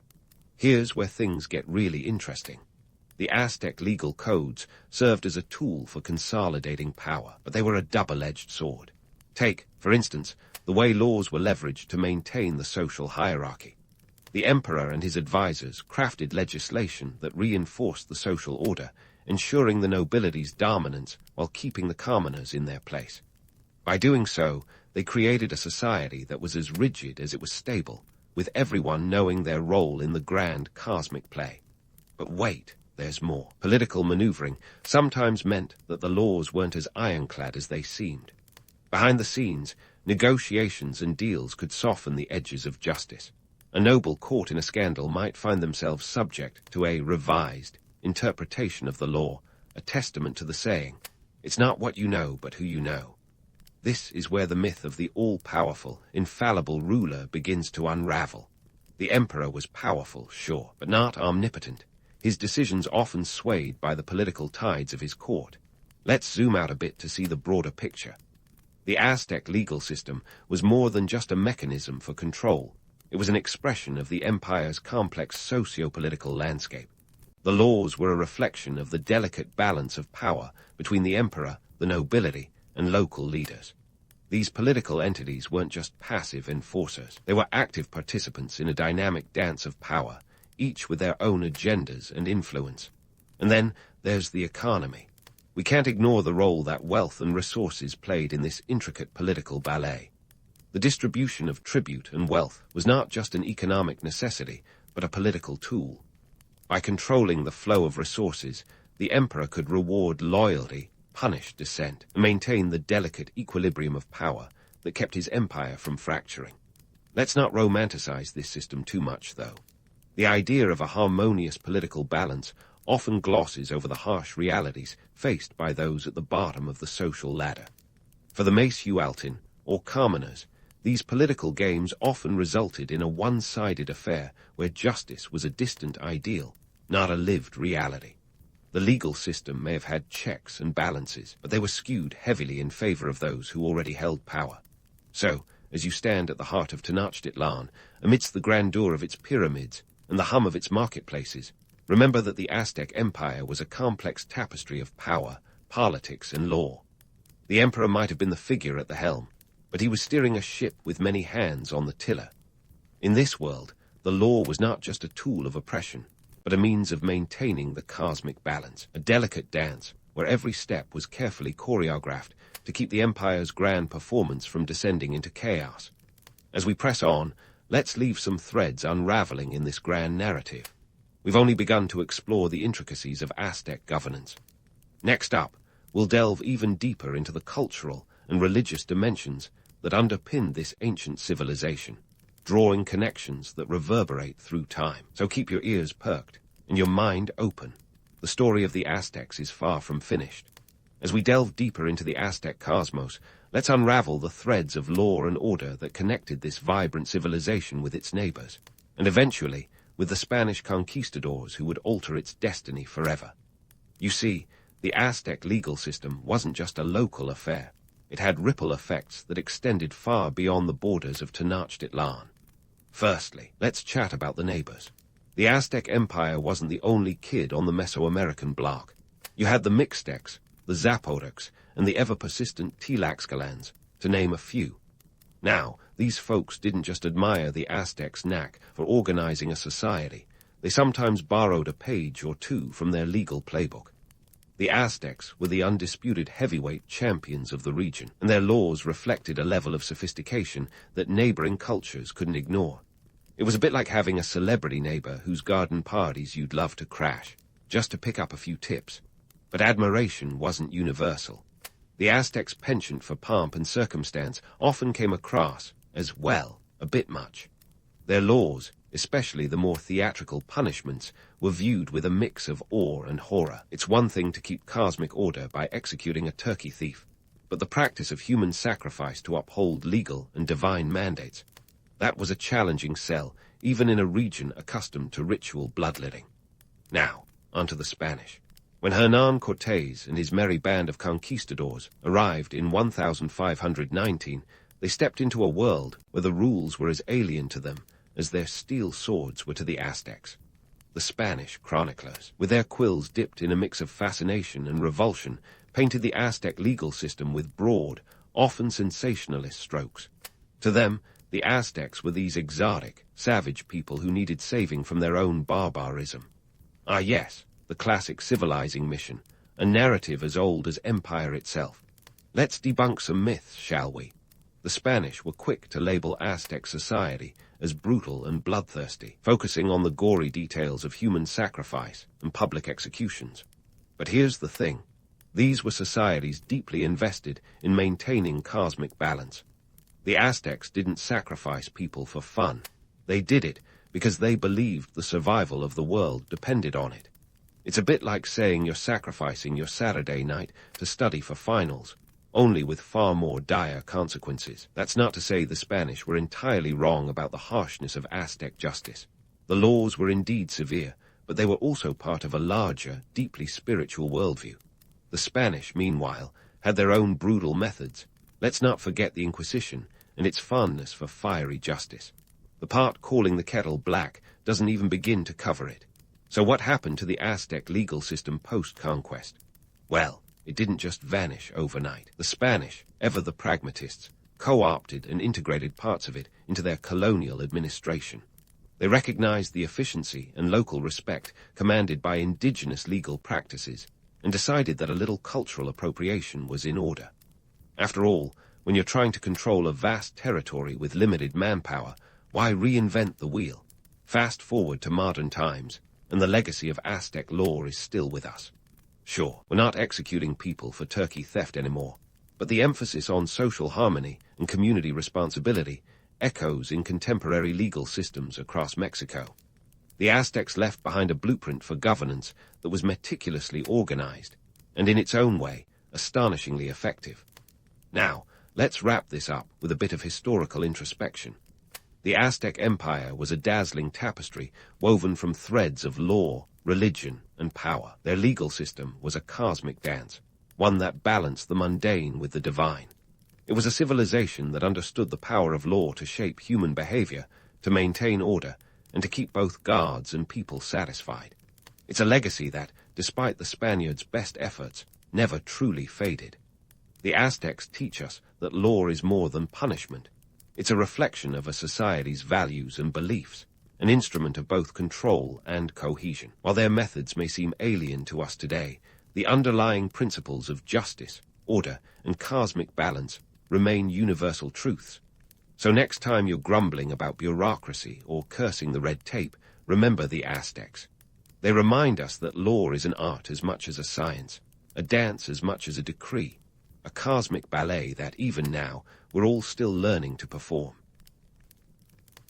You're standing in the mid-19th century, a time when daring to speak up for women's rights felt like challenging gravity itself. Enter Susan B. Anthony and Elizabeth Cady Stanton, two powerhouse pioneers who had the audacity to ask, why not? When the world insisted, not yet.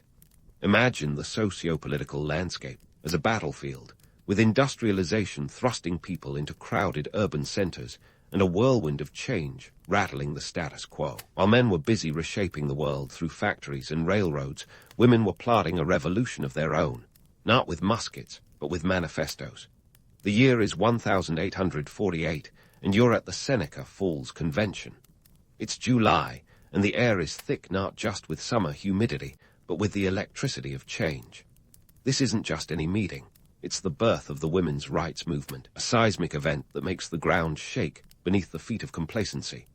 Elizabeth Cady Stanton, armed with the Declaration of Sentiments, stands before a crowd of about 300 brave souls. This isn't a mere pamphlet, but a gauntlet thrown at the feet of a society that largely sees women as decorative accessories rather than decision-makers. Stanton, with her keen intellect and fiery determination, is joined by the indomitable Lucretia Mott, a seasoned abolitionist whose words crackle with moral clarity. The convention's mission, to challenge the absurdity of women being denied the vote, the right to own property, or even the basic dignity of independence. Picture the scene. 68 women and 32 men signing their names to a document demanding equality. It's a bold move that would make your average 19th century gentleman spit out his tea. Now, what drove these women to such radical action? Economic necessity, for starters. The Industrial Revolution had yanked families off their farms and plopped them into crowded cities, cramming people into factories where they were paid a pittance. Women, often earning half of what men did, found themselves juggling work and home life in a harrowing dance of endurance. It wasn't just about wages. It was about the fundamental right to be recognized as equal participants in a rapidly modernizing world. But let's not romanticize this struggle too much. The opposition to women's suffrage was fierce and often downright nasty. Picture pamphlets and editorials dripping with condescension, arguing that giving women the vote would disrupt the natural order, and horror of horrors, lead to women abandoning their kitchens for the chaos of the polling booth. Suffragettes were painted as hysterical and unnatural, a threat to the very fabric of society. Yet, the suffragettes were nothing if not resourceful. They understood the power of media in shaping public opinion, much like how a viral tweet can shake the digital world today. They organized rallies, circulated pamphlets, and even disrupted political meetings, determined to make their voices heard. Susan B. Anthony, for instance, once famously declared, "Failure is impossible," a mantra that would fuel the movement for decades. The suffrage movement was also a masterclass in strategic alliances. While the fight for women's rights was central, these women also found common cause with other reform movements, such as abolitionism. This was partly pragmatic. More allies meant more clout, but also moral. After all, how could one demand freedom for women while ignoring the chains of slavery? As the movement gained momentum, the suffragettes had to navigate a labyrinth of support and opposition. It's one thing to rally a crowd. It's another to sway political powerhouses set in their old ways. Yet slowly but surely, the tide began to turn. The Seneca Falls Convention may have been a small gathering in a small town, but it was the first crack in the dam of inequality, and the water was rising. Now, take a step back and consider how the suffragettes survived this fight. It wasn't just passion and perseverance. It was sheer grit and strategic brilliance. They were playing a long game, understanding that real change often comes in fits and starts, with setbacks as common as victories. The myth of the lone suffragette, standing defiantly against the storm, is romantic but misses the point. This was a collective movement, a chorus of voices demanding to be heard. As you contemplate the early days of this fight, remember that these women weren't just fighting for the vote. They were fighting for a future that recognized their humanity. And that, dear listener, is a battle worth waging, even if it takes generations to win.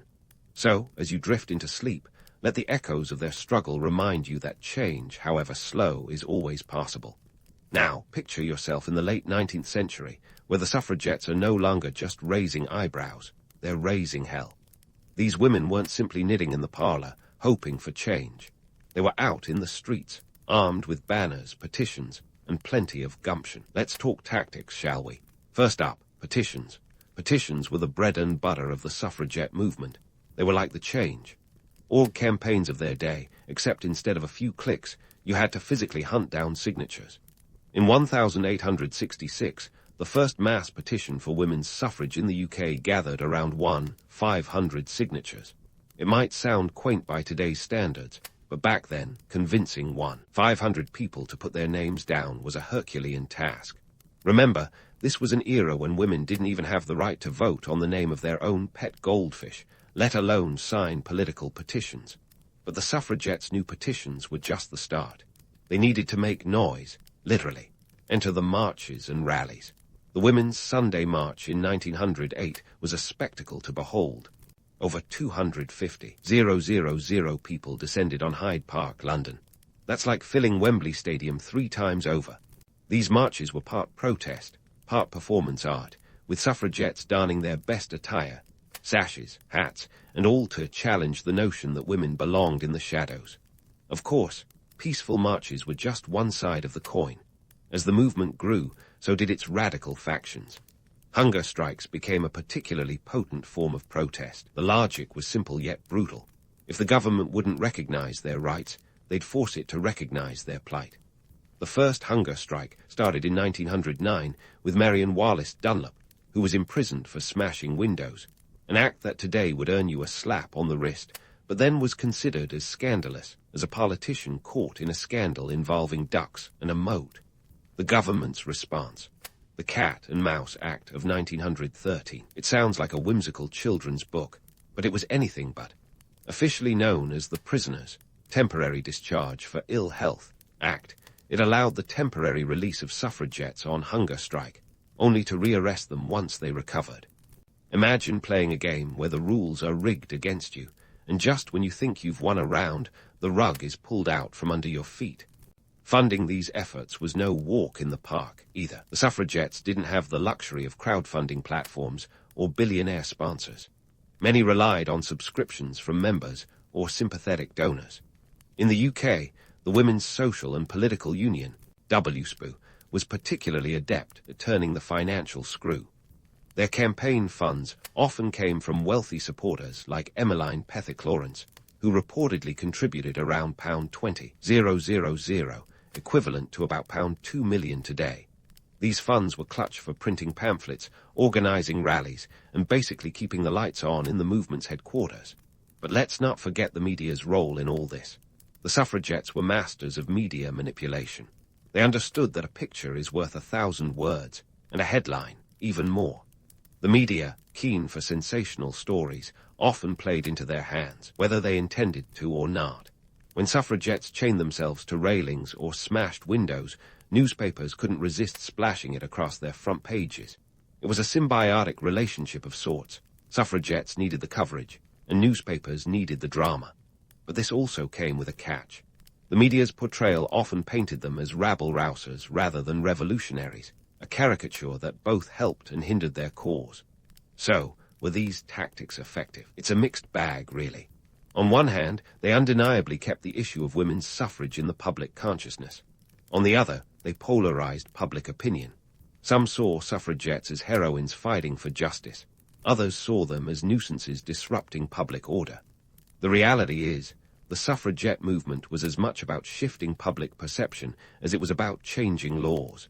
And in that sense, their actions, though controversial, were crucial in keeping the conversation alive. As you reflect on these strategies, remember that the suffragettes were navigating a complex social landscape. They were balancing the desire for peaceful protest with the need to be heard in a society that preferred them silent. It was a delicate dance between respectability and revolution, one that demanded both cunning and courage. As the story unfolds, keep in mind that the suffragettes weren't just fighting for votes. They were fighting for visibility, for acknowledgement, and ultimately for a place at the table. Stay tuned as the plot thickens, because the battle is far from over.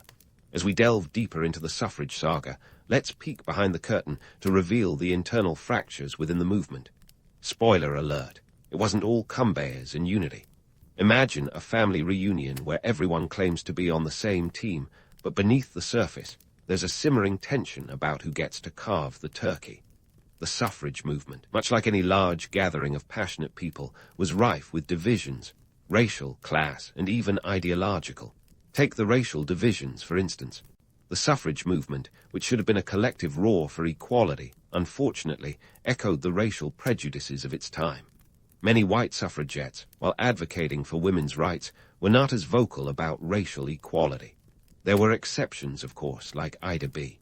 Wells, a formidable journalist and activist who didn't just break barriers, she shattered them. At the 1913 Women's Suffrage Parade in Washington, D.C., Wells famously defied segregation by refusing to march at the back with other African American women. Instead, she slipped into the Illinois delegation, making a statement as bold as a headline-grabbing protest. Speaking of the 1913 parade, let's set the scene. Over 5,000 women from all walks of life marching down Pennsylvania Avenue the day before President Woodrow Wilson's inauguration. This wasn't just any parade. It was a bold, strategic move to place women's suffrage front and center in the national consciousness. But hold your applause for a moment. The parade wasn't without its snafus. The event was marred by hostility and violence from onlookers, many of whom thought the spectacle of women demanding rights was as unsettling as a cat in a dog show. The police, less helpful than a chocolate teapot, did little to intervene, revealing the societal undercurrents that the suffragettes were up against. Now, let's talk class. The suffrage movement, while revolutionary, wasn't immune to the era's classist leanings.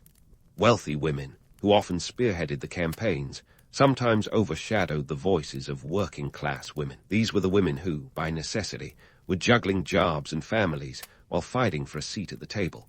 Their struggles were not just about the vote. They were about survival in a world where working conditions were often Dickensian in their grimness. Yet, without the financial backing of upper-class supporters, the movement would have struggled to maintain momentum.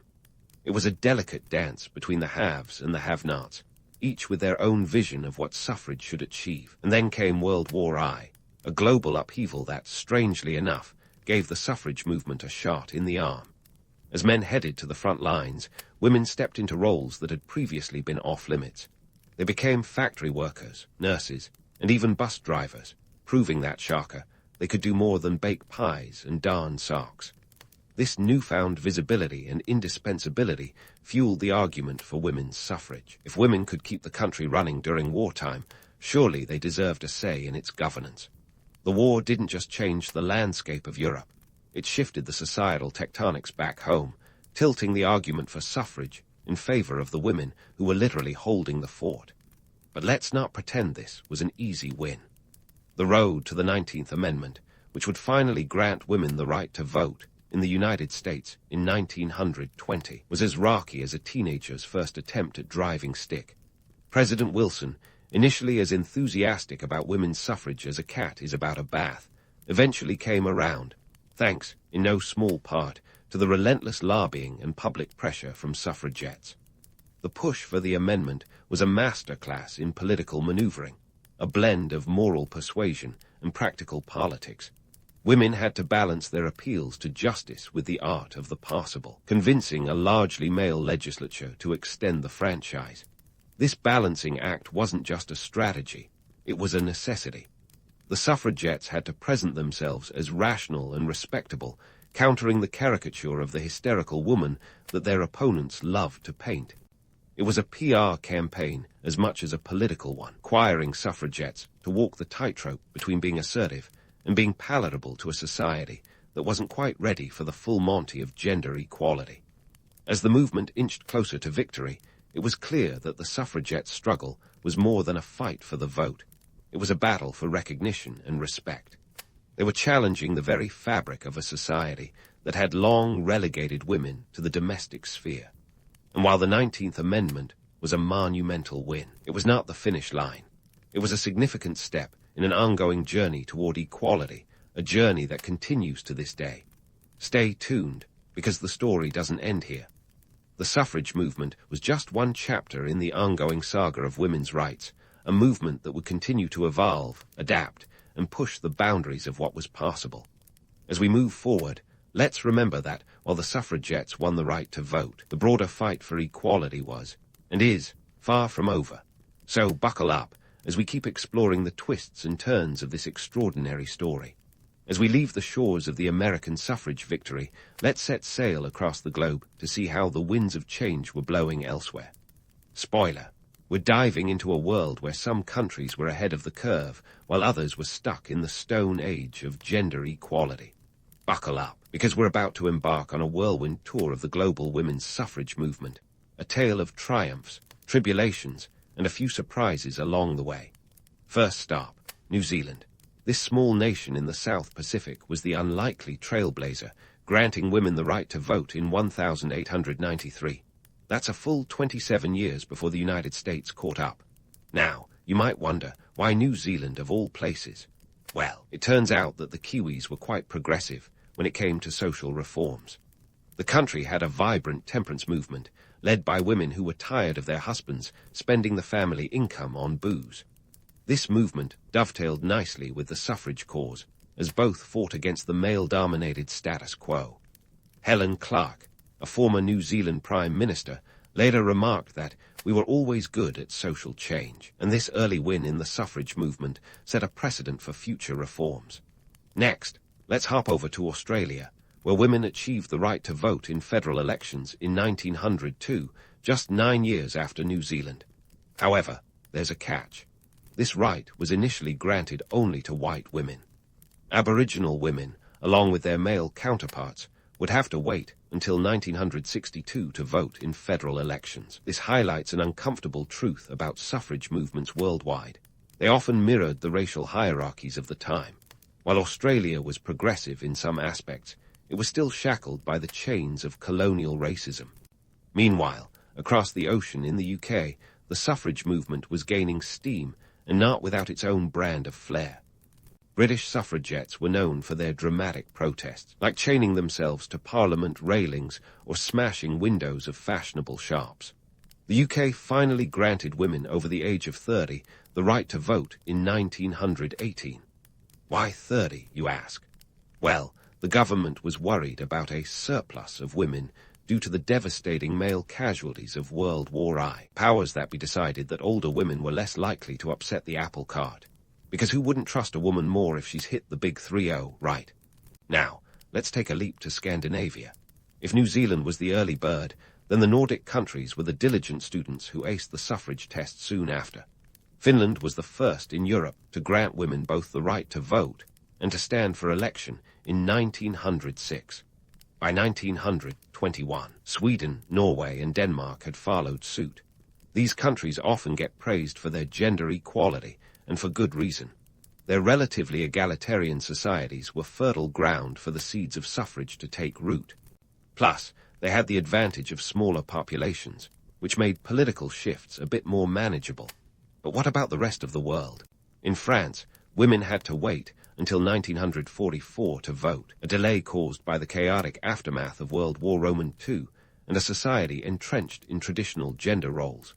Meanwhile, in Switzerland, women only gained full suffrage rights in federal elections in 1971.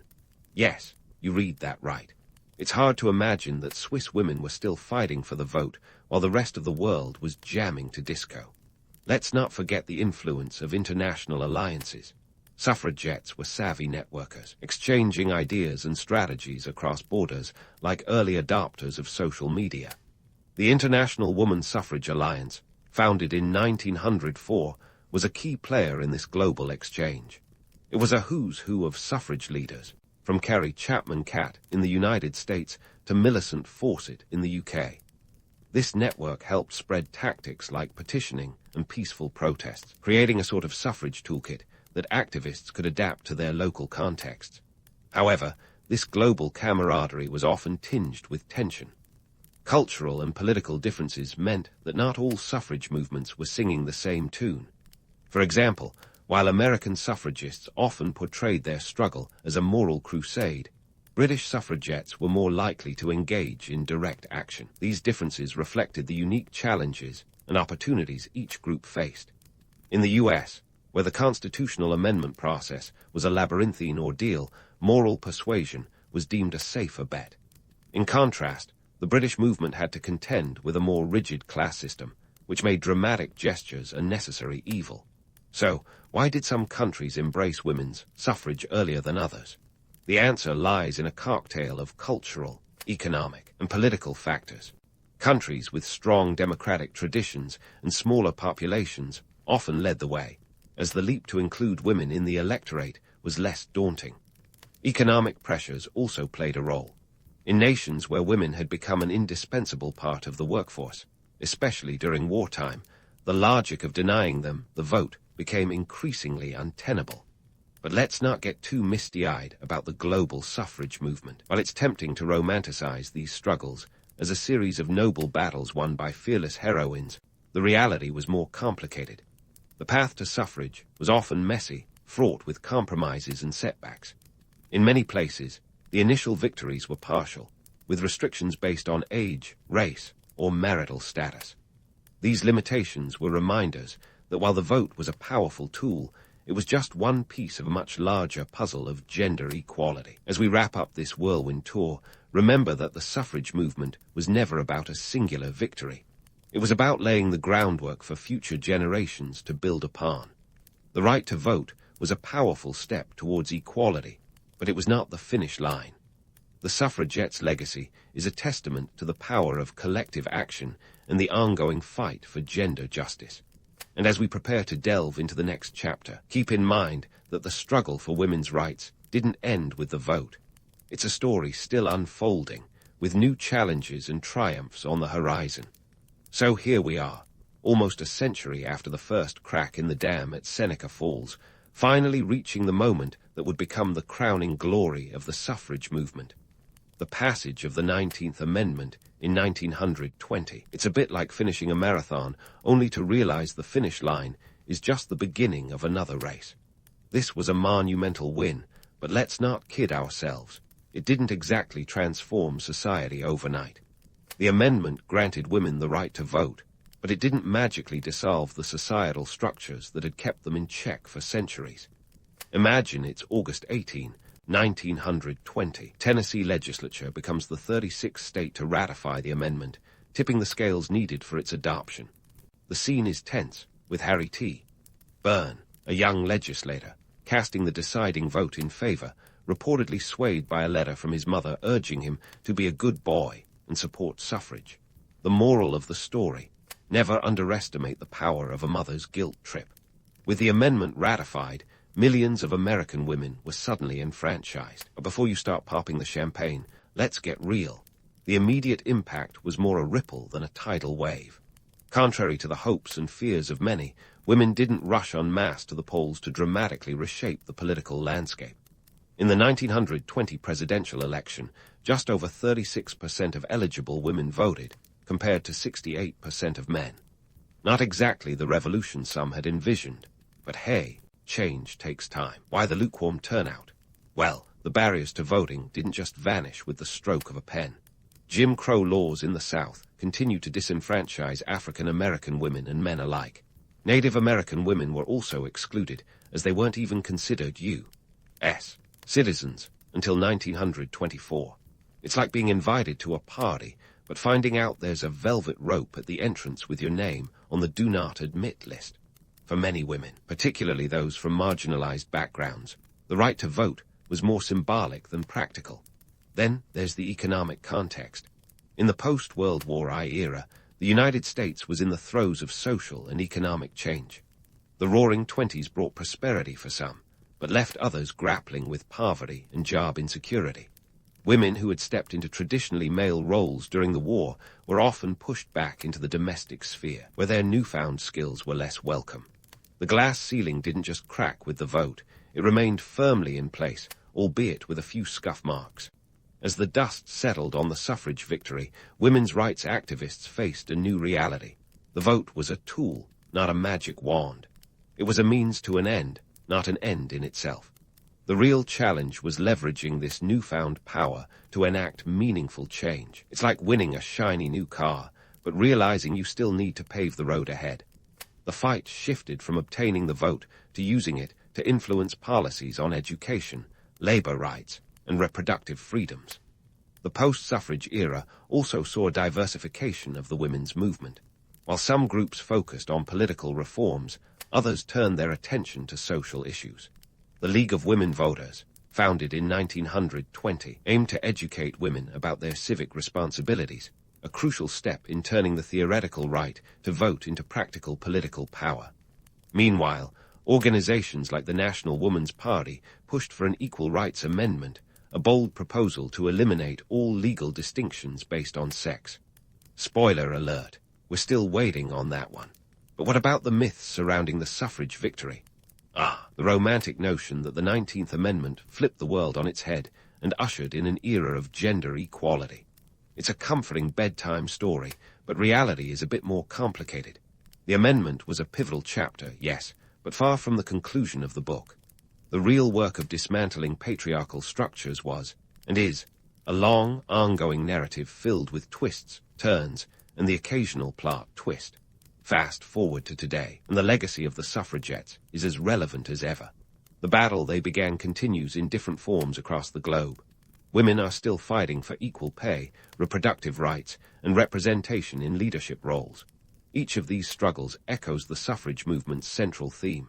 The quest for equality is relentless and multifaceted. It's not a sprint. It's a marathon with no clear finish line. So what lessons can we glean from our suffragette forebears? First, that change is often incremental, a series of small victories and setbacks rather than one grand triumph. Second, that movements are most powerful when they are inclusive and intersectional, addressing the diverse needs and experiences within them. And finally, that the fight for rights is as much about the journey as the destination. It's about showing up, speaking out, and staying the course even when the path is rocky. In the end, the suffragettes did more than secure the right to vote. They paved the way for future generations to continue the struggle for equality. They taught us that while the arc of history might bend toward justice, it doesn't bend on its own. It requires the push of countless hands and the voices of those brave enough to demand more from the world. As you drift off to sleep, let the echoes of their courage and determination remind you that every step forward, no matter how small, is a step worth taking. Because in the grand tapestry of history, it's the collective threads of persistence and passion that weave the most enduring patterns. And that, dear friend, is the story of how the suffragettes not only survived, but thrived in their fight for women's rights.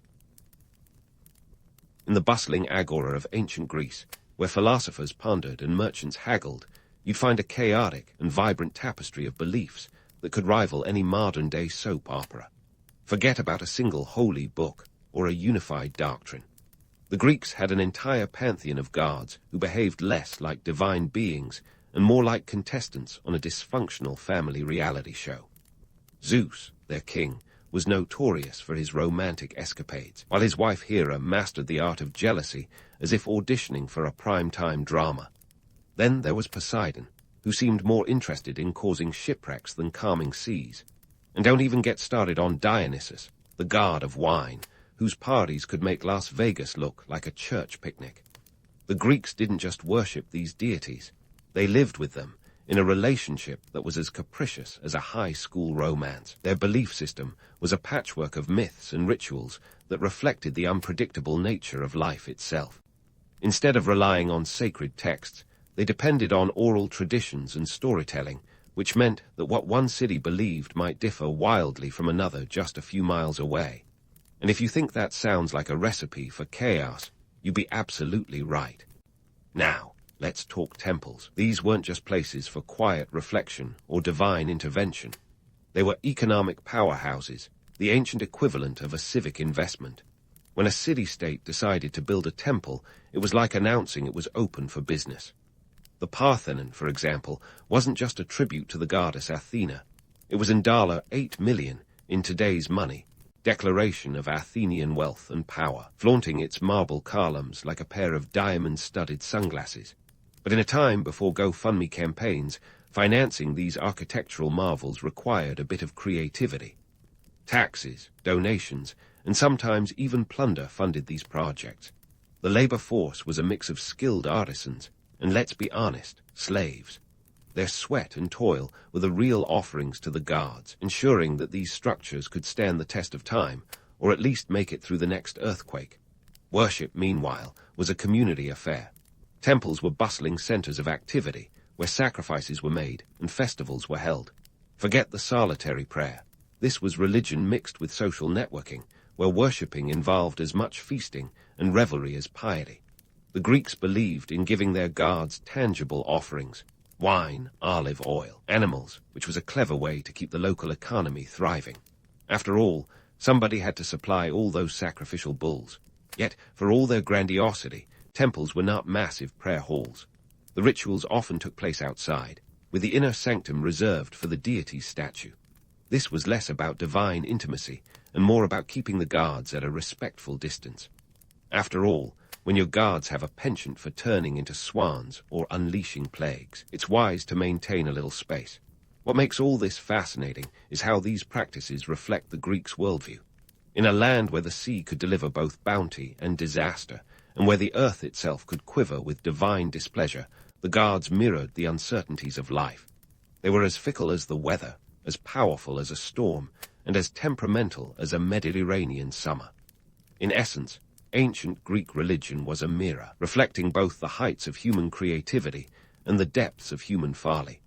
It was a complex dance between reverence and pragmatism, where faith was as much about managing earthly affairs as placating celestial ones.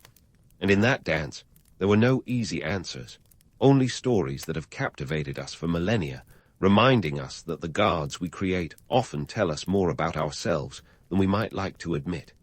And speaking of captivating stories, let's delve into the rituals that defined Greek religious life. Buckle up, because these ceremonies weren't just for the pious. They were community blockbusters, complete with enough drama, intrigue, and roasted meats to rival any modern-day festival. Take sacrifices, for instance. Forget the backyard barbecue. These were grand affairs meant to appease the gods and ensure their favor. The Greeks believed that the gods were a bit like demanding dinner guests, always expecting the finest cuts of meat. Animals, usually cattle, sheep, or goats, were the stars of these sacrificial shows. But before you picture a serene offering under a full moon, let's add some reality to the romance. Imagine the noise of bleeding animals, the smell of burning fat, and the crowd of spectators, all eager to see if their collective offering would secure a good harvest or a victory in the next Olympic Games. Speaking of which, these sacrifices weren't just random acts of devotion. They were scheduled with the precision of a modern-day sports calendar. Take the Panathenaic Festival, for example. Every 4 years, Athens threw a party that made a Super Bowl halftime show look low-key. The highlight, a massive procession culminating in the sacrifice of 100 oxen. Yes, you heard that right, 100. It was a logistical and financial feat that demonstrated both civic pride and religious fervor. But sacrifices were just the tip of the iceberg when it came to Greek religious ceremonies. Enter the Eleusinian Mysteries, the ancient world's best-kept secret, and honestly, the PR stunt of the millennium. Even today, the details of these rites are shrouded in mystery, thanks to an oath of secrecy sworn by all participants. What we do know is that these ceremonies honored Demeter and Persephone, goddesses of the harvest and the underworld, respectively. Initiates underwent a transformative experience that promised a happier afterlife, basically the ancient equivalent of a spiritual upgrade. The Eleusinian Mysteries were so exclusive that even the modern-day tech industry's obsession with NDAs pales in comparison. But why all the secrecy? For starters, it created an air of exclusivity, making participation a status symbol. Plus, the promise of a better afterlife was a tantalizing carrot dangling in front of the mortal stick of life's hardships. Yet, while the rituals themselves remain elusive, the economic implications are as clear as the Aegean Sea. The ceremonies drew pilgrims from across the Greek world, boosting local economies in a manner akin to a blockbuster film premiere. Inns, taverns, and markets thrived, proving that even in the ancient world, religion and commerce were two sides of the same drachma. Now, if you think these rituals were all about divine devotion, let's not forget the practicalities. For a farmer in ancient Greece, participating in religious ceremonies could mean the difference between a bountiful harvest and a year of famine. The gods were seen as fickle landlords, and sacrifices were essentially spiritual rent. But what did this mean for the average Greek? Well, it involved an investment of time, livestock, and patience. Imagine setting aside a portion of your herd, trekking to a temple, and then standing in line to make your offering, all in the hope that the gods were paying attention that day. Economically speaking, these rituals were a way to redistribute wealth within the community. The meat from sacrifices didn't go to waste. It was often cooked and shared among the people, turning religious ceremonies into communal feasts that strengthened social bonds. It's a clever system, really. Keep the gods happy, nourish the community, and maintain social order, all with one sacrificial cow. Yet, the impact of these religious practices wasn't confined to the temples or festivals. They permeated everyday life, shaping everything from political decisions to social hierarchies. Rituals dictated the agricultural calendar, influenced legal matters, and even played a role in military campaigns. Need divine approval for a new law? Better consult the oracle. Want to ensure victory in battle. Time to offer a sacrifice. In this way, religion was woven into the very fabric of Greek society, an omnipresent force that guided both public and private life. So, while the myths are enthralling and the rituals captivating, it's the intersection of faith and pragmatism that truly defines Greek religious practices. They were a reflection of a society that understood the precarious balance between human endeavor and divine whim. In a world where the whims of the gods could spell disaster or delight, the Greeks crafted a religious tapestry that was as complex as it was colorful. And just like any compelling story, it leaves us craving more secrets, more drama, and of course, more roasted lamb. Stay tuned, because we've only just begun to unravel the tapestry of ancient Greek religious practices. There's a lot more to uncover, including the economics of oracles and the political intrigue of priesthoods. After all, in the world of the ancient Greeks, the divine and the mundane were never far apart, and their stories continue to echo through the ages, inviting us to explore the captivating dance between myth and reality. And speaking of the captivating dance between myth and reality, let's waltz into the world where religion and politics did the cha-cha, ancient Greece. Here, divine favor wasn't just a matter of personal piety, it was political capital, and leaders wielded it like a well-polished sword. Imagine a world where your public approval ratings could rise or fall based on how well you buttered up the guards. This was a place where togas were more than fashion statements. They were indicators of divine blessing. The Greeks had a knack for turning the ethereal into the pragmatic. Take, for instance, the Delphic oracle. Delphi. Nestled on the slopes of Mount Parnassus, it was the most prestigious oracle of the ancient world. This place was like the Twitter of ancient Greece. Everyone from kings to commoners sought its wisdom. But before you conjure an image of a wise old sage dispensing cryptic wisdom, let's debunk a myth or two. The oracle was, in fact, a woman known as the Pythia, who, after inhaling some rather intoxicating vapors, would deliver prophecies that were about as clear as a mud puddle after a rainstorm. Yet, despite, or perhaps because of, their ambiguity, these prophecies wielded immense power. Leaders would come seeking divine guidance, hoping to justify their political decisions with a celestial stamp of approval. Need to launch a military campaign? Better check with the Pythia first. And if her answer was a bit too cryptic, no worries. Priests were on hand to interpret her words, sometimes shaping them to fit the political needs of the day. It's like reading your horoscope and then having someone explain it to you in a way that just happens to align perfectly with your weekend plans. The Delphic oracle was more than just a mystical heartline. It was an economic engine. The cost of consulting the oracle wasn't exactly pocket change. States and individuals alike paid handsomely for the privilege, with offerings ranging from livestock to lavish gifts.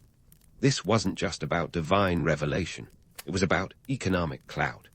Delphi became a melting pot of wealth and influence, where political ambitions met religious fervor, and the line between the two blurred like a watercolor painting left out in the rain.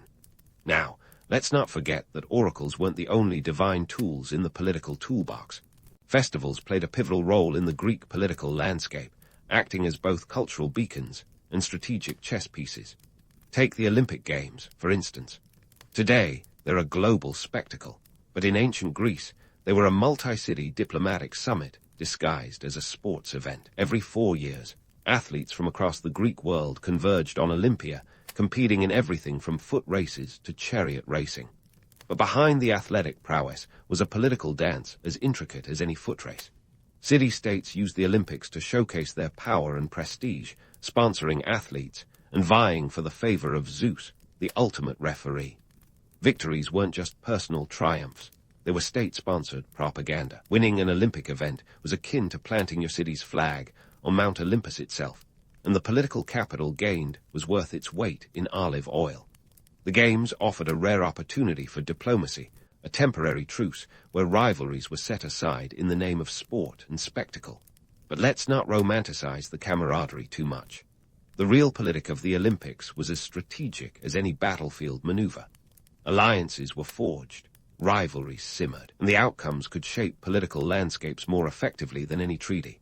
It's the ancient equivalent of a high-stakes poker game, with city-states betting on athletes instead of aces, and the currency was glory, pure unadulterated, divine-endorsed glory. Religious festivals weren't just about athletic contests, either. They were platforms for political messages, where leaders demonstrated their piety and power in equal measure.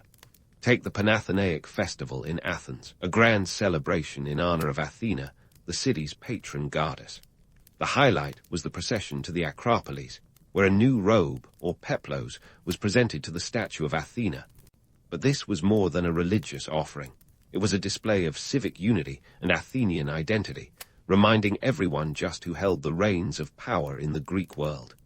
The political chess game wasn't confined to festivals or oracles. Priesthoods themselves were key players in the power dynamics of ancient Greece. Being a priest or priestess wasn't just a religious duty. It was a coveted position of influence. These roles were often filled by members of the elite, who used them to bolster their status and sway public opinion. In a society where the lines between divine will and political ambition blurred like the edges of a Doric column in the midday sun, priests were the ultimate gatekeepers of power. Imagine a priesthood as a blend of spiritual leader and political advisor, wielding influence in both the temple and the agora. They were the intermediaries between the mortal and the divine, and their endorsement could make or break a leader's reputation. It was a delicate balance of power, as priesthoods navigated the treacherous waters of divine favor and human ambition. And yet, for all the political maneuvering, Greek religion was still deeply personal, a tapestry woven from individual beliefs and communal practices. It was a world where myths and realities intertwined, where the gods were as much a part of everyday life as the olive trees that dotted the landscape. It was a system that reflected both the brilliance and the folly of human endeavor, a reminder that even in the pursuit of power, the divine was never far from the equation. So, as we delve deeper into the interplay of religion and politics in ancient Greece, remember that this was a world where the divine and the human danced a delicate waltz, each step a testament to the complexities of belief and power. The myths may be enchanting, and the realities often harsh, but together they paint a picture of a society that understood the art of divine persuasion. And as we continue to explore this ancient world, we're reminded that the stories we tell and the gods we worship often reveal more about ourselves than we might care to admit. Stay tuned for more revelations, because the world of ancient Greece is an ever-unfolding tapestry, rich with stories that continue to captivate and intrigue. Whether it's the economic dynamics of temples or the political intrigue of priesthoods, there's always more to uncover in this fascinating intersection of faith and power. As we continue unraveling the rich tapestry of ancient Greek religious practices, let's shift our focus to the folks who often get sidelined in the grand narratives of marble temples and heroic myths: women, foreigners, and slaves. In a society where democracy and philosophy were the talk of the town, you'd think inclusivity would be a given. But don't let the toga fool you. Ancient Greece was no utopia of equality. First up, the women of ancient Greece. While men dominated the political and public arenas, women found their own niche in the sacred precincts. Yes, the same society that kept women away from the voting booths and the agora allowed them key roles in religious life. Talk about a paradox wrapped in a contradiction. Take the priestess of Athena Polias in Athens, a role that was more than a ceremonial gig. This was a position of influence, one that could rival the power of a male priest. These priestesses managed temple finances, oversaw rituals, and even wielded social clout. In fact, the Panathenaic Festival, a major Athenian event, was under the watchful eye of such priestesses, proving that when it came to divine matters, women weren't just supporting actors, they were directors in their own right. But before you start envisioning a feminist utopia, let's sprinkle in some reality. These roles were typically reserved for elite women, those with the right family connections and hefty dowries. So while religion offered a platform for empowerment, it was also a tool for reinforcing social hierarchies. The average Athenian woman was more likely to be found weaving at home than wielding a sacrificial knife. Now, onto the foreigners, or as the Greeks called them, the medics. These were resident aliens, often contributing to the city's economy, but without the perks of citizenship, like owning property or voting. Yet, religion offered a rare avenue for participation. During festivals like the Eleusinian Mysteries, medics could partake alongside citizens, sharing in the spiritual experience that promised a better afterlife. It was an ancient form of inclusivity, albeit one that didn't extend beyond the temple grounds. But let's debunk a romanticized myth about this so-called inclusivity. While medics could join in religious festivities, they were still outsiders in the socio-political arena. Their participation was more a reflection of religion's role as a social adhesive than a genuine embrace of diversity. Think of it like being invited to a party, but still having to sit at the kids' table. Yes, you're there, but you're not really part of the inner circle. Lastly, the slaves, a group that, despite their critical role in Greek society, rarely got a mention in the glorious tales of gods and heroes. Slaves were essential to religious life, performing the grunt work that kept temples running smoothly. Whether it was preparing sacrifices, maintaining temple grounds, or assisting in ceremonies, slaves were the unseen gears in the divine machine. But let's not kid ourselves into thinking this was a path to freedom or status. Slaves remained firmly at the bottom of the social ladder, with religion serving more as a tool of social control than empowerment. Their participation in religious rituals often underscored their subservience, a reminder of the rigid hierarchies that defined Greek society. So, what can we glean from all this? The duality of Greek religious practices, both inclusive and exclusive, offers a fascinating lens through which to view ancient society. Religion was a stage where social roles were affirmed and occasionally subverted, where power dynamics played out under the watchful eyes of the gods. It was a world where the divine offered both refuge and reinforcement of the status quo, a reminder that the gods were as much about maintaining order as they were about inspiring awe. And there you have it, a snapshot of the social dynamics within Greek religious life. Women, foreigners, and slaves each found their place in the spiritual ecosystem, navigating a complex web of empowerment and control. In a society that worshipped gods with all too human flaws, it seems fitting that their religious practices mirrored the same mix of brilliance and folly. But don't close the scroll just yet. We're only getting warmed up. There's still more to uncover, from the economics of oracles to the role of religion in Greek identity. Because in ancient Greece, the divine and the mortal danced a never-ending tango, each step revealing new layers of intrigue and insight. Stay tuned, because the story of Greek religion is far from finished, and there's plenty more drama to come. As we draw the curtain on ancient Greek religious practices, it's time to reflect on their enduring legacy and how they echo into our modern world like a divine whisper at a rather crowded party. The gods of Olympus may have hung up their sandals, but the influence of Greek religion is the gift that keeps on giving, shaping everything from architecture to philosophy. And yes, even our penchant for dramatic storytelling. Let's start with the architecture. Those grand temples, once the stomping grounds of deities and the community's social hub, left a blueprint that has influenced Western architecture for centuries. The Parthenon, with its Doric columns and harmonious proportions, is the architectural equivalent of a little black dress. It never goes out of style. Its influence can be seen from the neoclassical buildings of Washington, D.C., to the facades of British museums. It's as if every architect worth their salt has taken a leaf out of the Greeks' marble-clad book, proving that while the gods might have retired, their temples are still very much in business. Now, onto philosophy, where the Greeks really hit their stride. The likes of Socrates, Plato, and Aristotle didn't just ponder existence. They dissected it, like a surgeon with a scalpel made of pure inquiry. Greek philosophy laid the groundwork for Western thought, and its religious underpinnings can't be ignored. The Greeks' approach to the divine, with its emphasis on questioning and dialogue, mirrored their philosophical methods. This legacy is seen in modern religions that encourage debate and personal interpretation, a far cry from the inflexible dogmas that dominated other ancient cultures. It's a testament to the Greeks' belief that the divine could be both a mystery and a muse, inspiring generations to think deeply about the world and our place in it. But let's not get too starry-eyed. For all their contributions to culture and thought, the Greeks also passed down some less savory legacies. Take, for instance, the concept of fate, a favorite theme in Greek myths, where heroes were often pawns in the hands of capricious gods. This idea of an unchangeable destiny has trickled down through the ages, finding a cozy spot in various worldviews and philosophies. While it offers comfort to some, it can also be a convenient excuse for inaction. After all, why bother changing the world if the gods have already written the script? It's a double-edged sword that reminds us that not all legacies are worth celebrating. And speaking of legacies, let's talk about democracy. The Greeks didn't invent it, but they certainly popularized the concept, turning it into one of their most enduring exports. Yet, within this democratic framework, religion played a crucial role. Festivals and rituals weren't just religious occasions.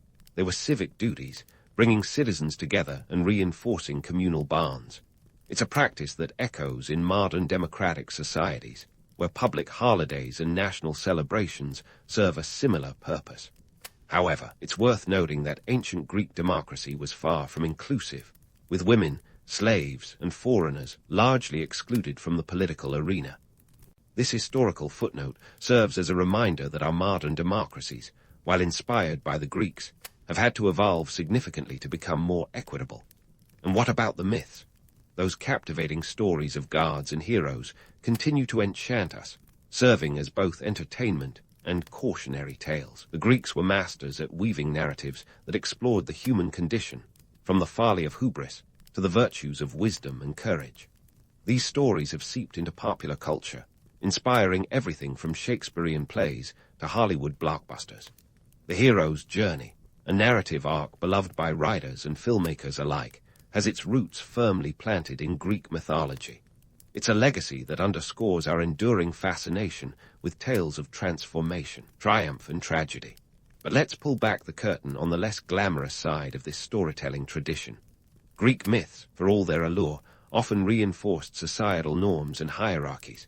The gods, with their all-too-human flaws, served as both role models and warnings, embodying the virtues and vices of Greek society.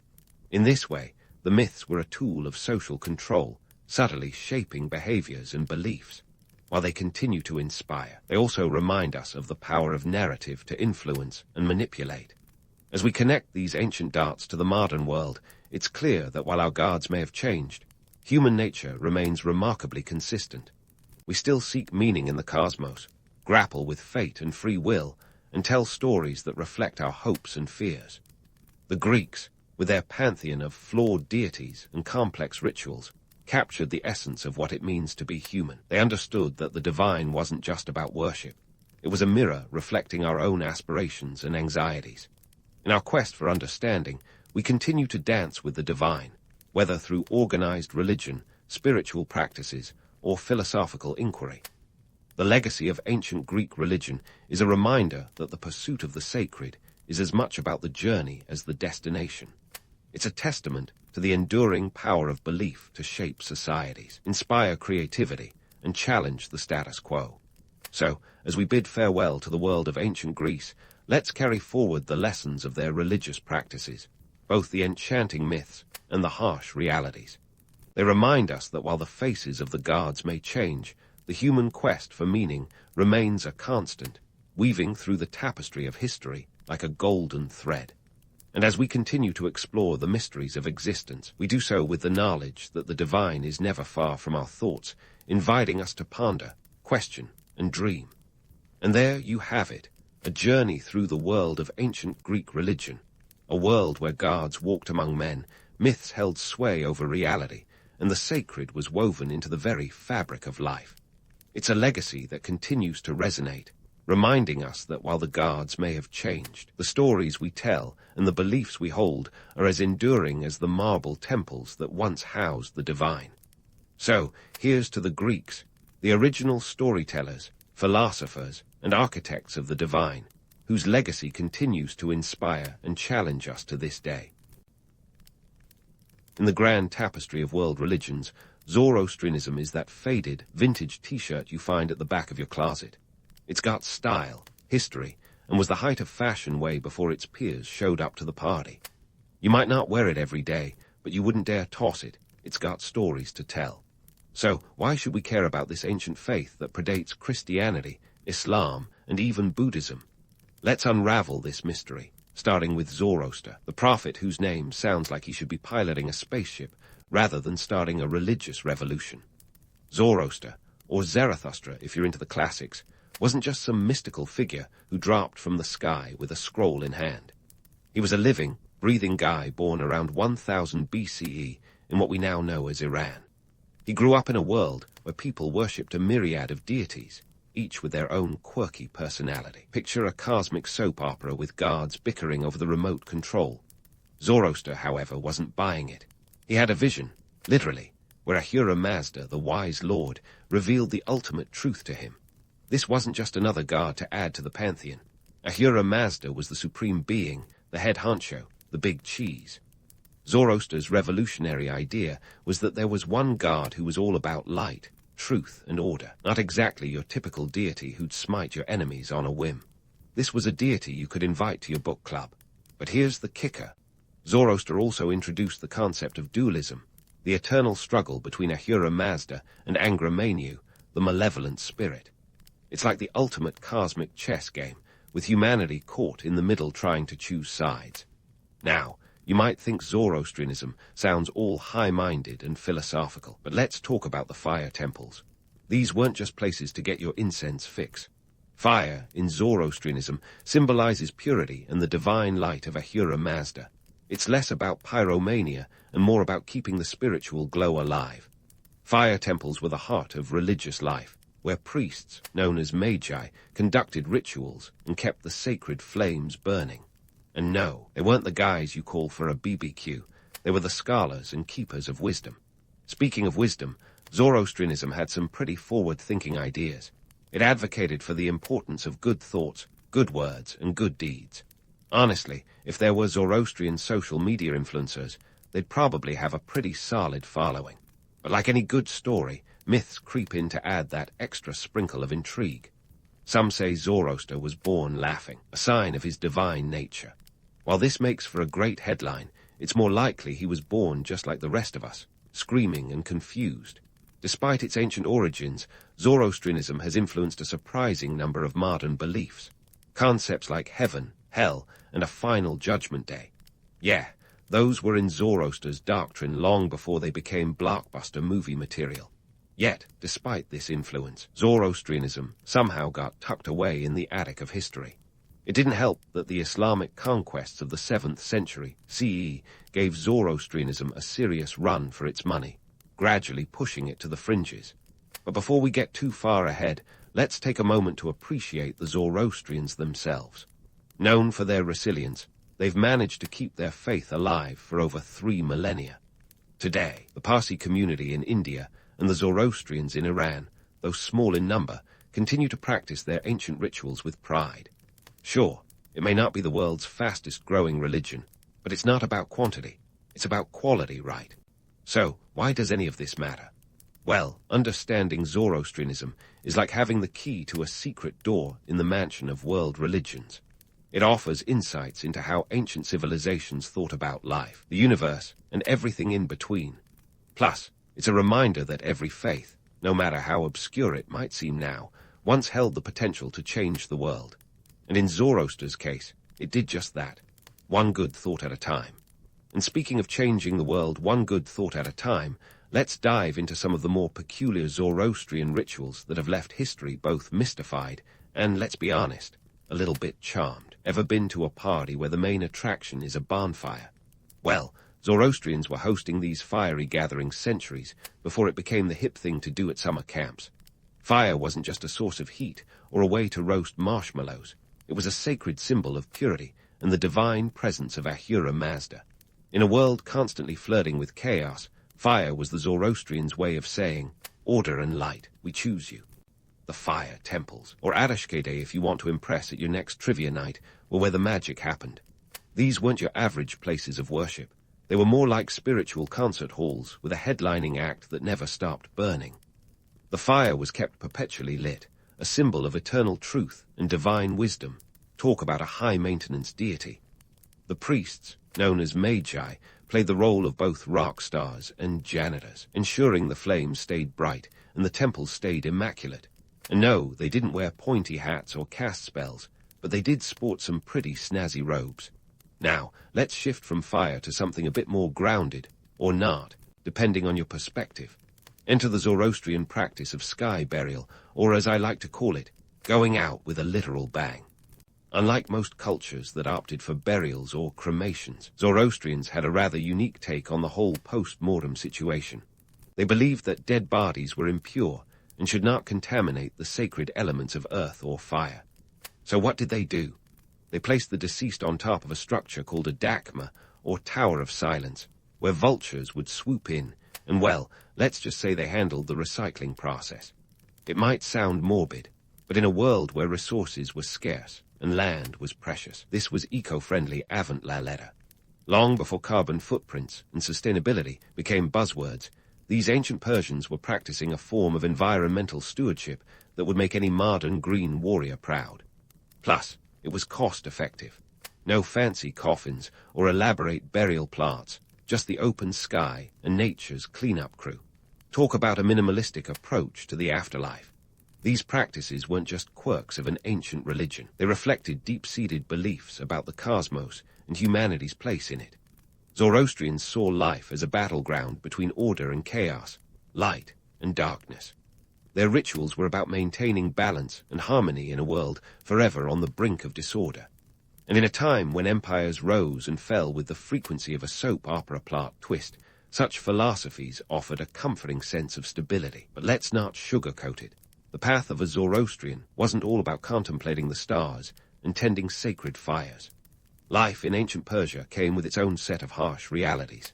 The economy was largely agrarian, meaning most folks spent their days coaxing crops from the earth or herding livestock. It was a life of toil, made even more challenging by the region's arid climate and the ever-present threat of invasion. Yet, despite these hardships, the Zoroastrians managed to build a society that valued knowledge, ethics, and community. They were pioneers of urban planning, with cities like Susa and Persepolis boasting infrastructure that would make modern architects nod in approval. And let's not forget the role of politics.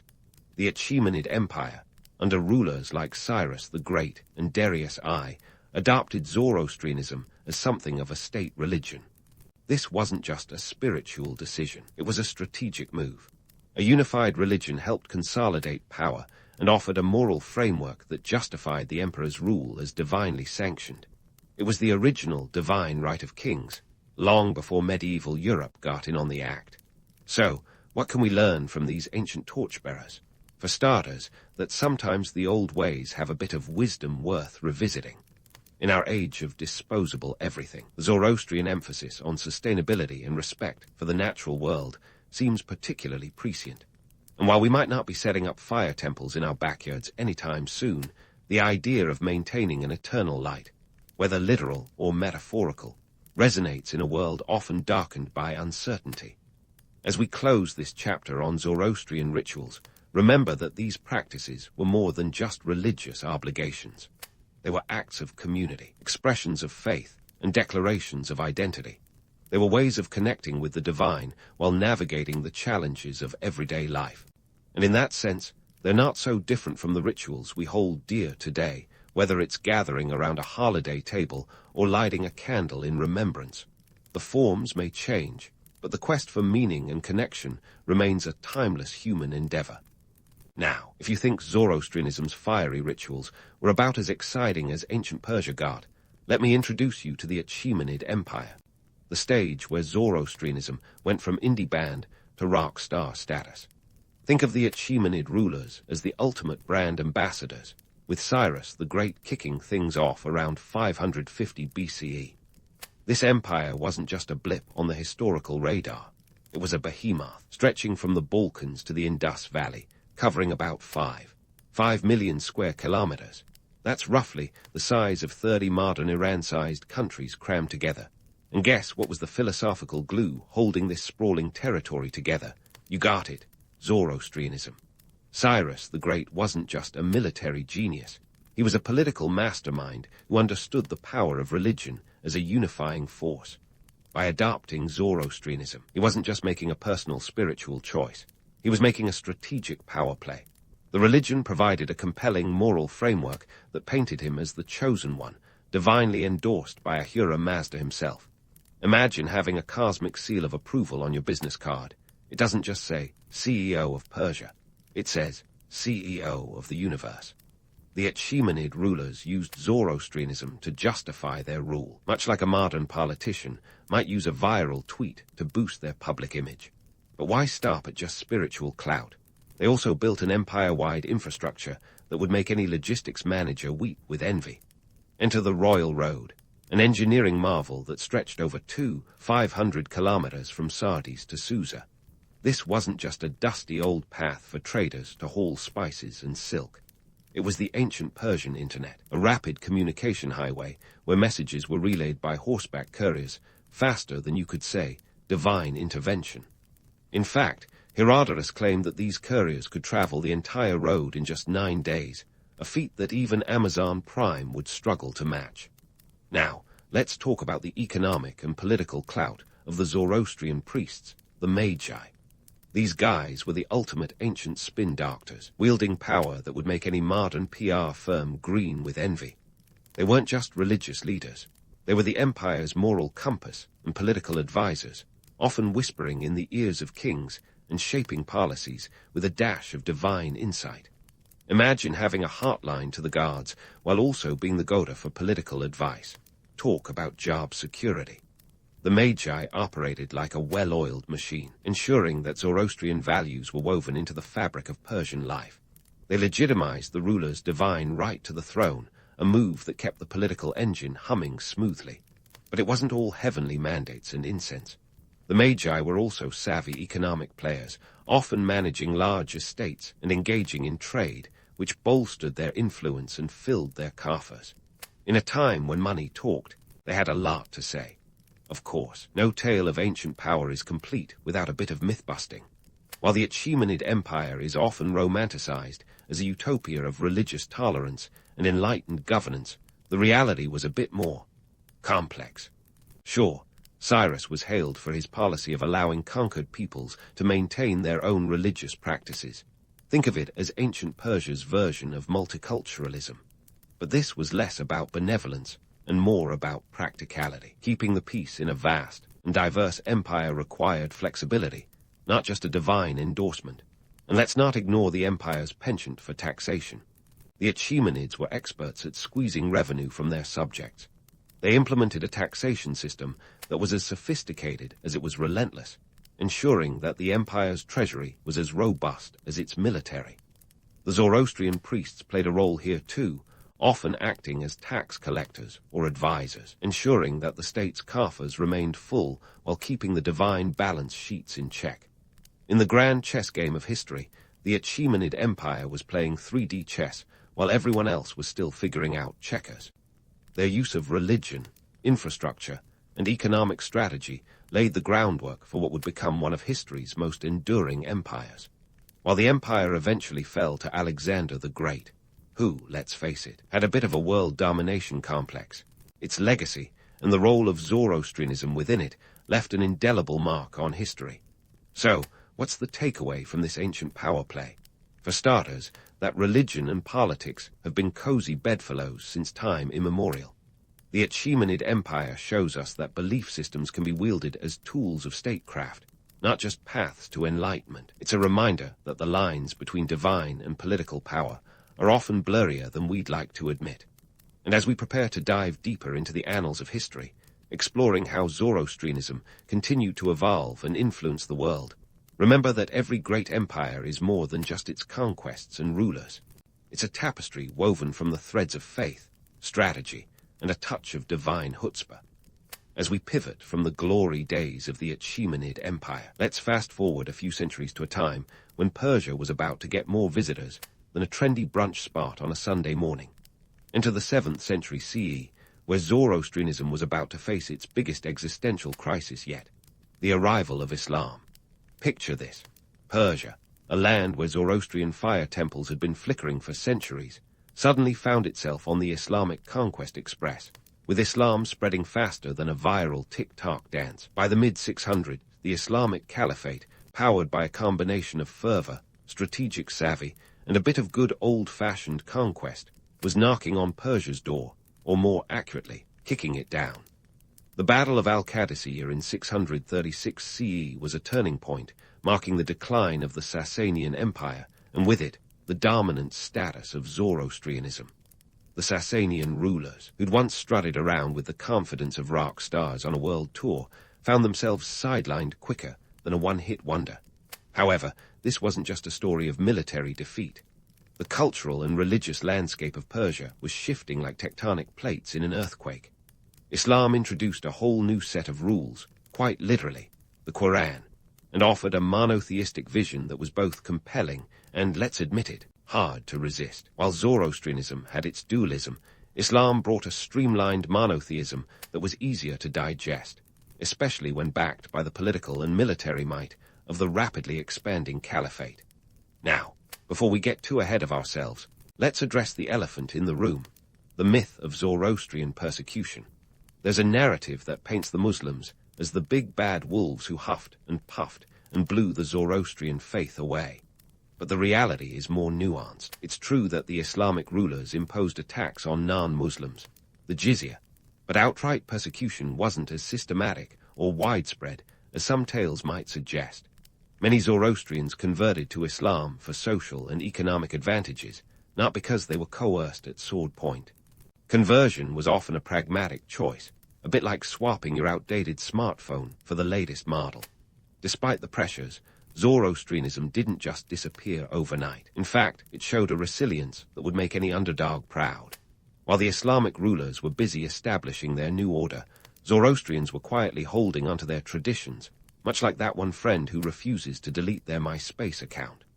Fire temples still flickered in remote areas, and religious texts like the Avesta were preserved by dedicated priests who, let's face it, were the original archivists before it was cool.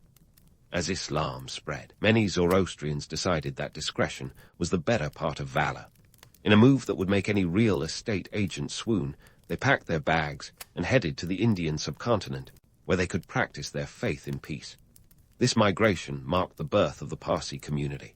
Picture a group of determined Zoroastrians landing on the shores of Gujarat in the 8th century, greeted by the locals who, according to legend, asked them how they'd fit in. The Zoroastrians, ever the charmers, supposedly replied with the metaphor of sugar dissolving in milk, sweetening the community without overflowing it. True or not, it makes for a great origin story. In India, the Parsis did more than just survive. They thrived, establishing themselves as successful traders and entrepreneurs. They became known for their philanthropy and business acumen, contributing significantly to India's economic landscape. Think of them as the Silicon Valley startups of their time, but with more incense and less tech jargon. They also managed to maintain their religious traditions, building fire temples and continuing to perform rituals that had been around longer than your grandma's secret cookie recipe. Yet, despite their success, the Parsis carried the weight of being a minority community. They balanced their Zoroastrian identity with the need to integrate into Indian society, a tightrope act that would challenge even the most skilled acrobat.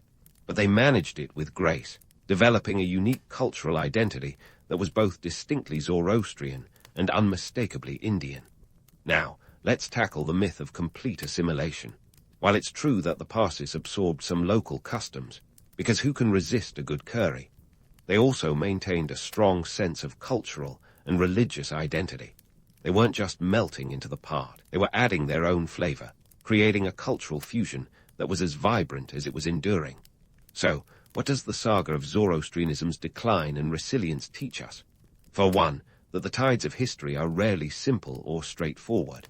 Religions rise and fall, not just because of conquest or coercion, but due to a complex interplay of societal, economic, and spiritual factors. The Zoroastrian story is one of adaptation and endurance, a reminder that even in the face of overwhelming odds, the human spirit has a knack for survival. And while Zoroastrianism may no longer be the dominant force it once was, its legacy persists. From ideas like the struggle between good and evil to the importance of ethical conduct, Zoroastrian principles continue to ripple through the currents of modern thought. It's a testament to the power of ideas and the enduring impact of a faith that has weathered the storms of history with a quiet resilience that speaks volumes. As we wrap up this chapter, remember that the story of the Zoroastrians is far from over. Like a vintage record that still gets spun at the occasional party, their faith continues to play its tune, even if the volume has been turned down a notch. So, stay tuned as we continue to unravel the threads of this ancient tapestry, exploring how Zoroastrianism has continued to evolve and leave its mark on the world stage. While the Zoroastrians might have retreated from the limelight, their influence continues to weave its way into our modern tapestry in ways that would make even the most ardent historian raise an eyebrow. Let's start with the most flamboyant nod to Zoroastrian heritage, the legendary Freddie Mercury. Born Farrokh Bulsara in Zanzibar to Parsi parents, Mercury didn't just take the world by storm with his voice. He inadvertently brought a slice of Zoroastrian culture to the masses. Every time you hear Bohemian Rhapsody, you're not just rocking out to a classic, you're also nodding to a lineage that once thrived in ancient Persia. It's as if the flames of Zoroastrian fire temples found a new stage, burning brightly on the rock concert circuit. But rock legends aside, Zoroastrianism has left its fingerprints all over Western religious thought. The dualistic struggle between good and evil, which Zoroaster so passionately preached, found fertile ground in Christianity and Islam. Concepts like angels and demons, heaven and hell, and even a final judgment day. Zoroastrians were carving those into their theological tablets long before they hit the bestseller lists of other faiths. It's a testament to how ancient Persian ideas have seeped into the very moral fabric we often take for granted today. Like the quiet architect behind a skyscraper, Zoroastrianism's influence is foundational, even if not always visible. Fast forward to Hollywood, where Zoroastrian motifs pop up like surprise cameos. Movies often borrow from its rich imagery and philosophical themes, whether it's the eternal battle between light and darkness or the iconic fire temples that inspire cinematic set designs. Zoroastrianism subtly shapes the narratives we consume. Think of it as a silent co-producer, ensuring that these ancient ideals get their close-up on the big screen. So the next time you're munching on popcorn and watching a film where good triumphs over evil, remember, you're witnessing a plot element as old as time itself. Now, let's address the elephant in the room. Why does this ancient religion still resonate in a world that's anything but black and white? In times of chaos, the Zoroastrian dualistic worldview offers a kind of clarity, even if just metaphorically. It's a lens through which to view the world, where order and chaos are in constant dance, and every individual has a role in tipping the scales toward good. This philosophy, while ancient, feels particularly relevant today amidst our own global struggles. It's like an old vinyl record. Its sound might be from another era, but its tune is timeless. Despite Zoroastrianism's diminished numbers, estimated at around 100,000 adherents worldwide, its symbolic fire burns on. The essence of good thoughts, good words, and good deeds remains a guiding principle not just for the faithful, but for anyone seeking a moral compass. It's a simple yet profound mantra, a precursor to modern self-help philosophies and motivational TED talks. In an age when complexity often obscures simplicity, Zoroastrianism's straightforward approach to ethics cuts through the noise with the precision of a historical scalpel. Economically, the Parsi community, descendants of Zoroastrians in India, have punched well above their weight class. Despite being a minuscule fraction of the population, they have contributed significantly to India's industry and philanthropy. Think of them as the original venture capitalists, investing not just in commerce, but also in culture and community. This legacy of economic acumen highlights how a small community can wield influence far beyond its numbers, proving that in the game of history, it's not the size of the player, but the strategy that counts. And there's something to be said about the Parsi penchant for philanthropy. Figures like Tata and Godrej loom large in India's economic landscape, but their impact is also deeply social. They've built schools, hospitals, and institutions that uplift communities, embodying the Zoroastrian ethos of contributing to the greater good. It's a legacy that speaks volumes about the enduring appeal of Zoroastrian values, even in an increasingly fragmented world. To wrap it up, Zoroastrianism isn't just a relic of the past. It's a living testament to the power of ideas to transcend time and space. Its legacy is like a well-crafted tapestry, interwoven with threads of philosophy, history, and cultural influence.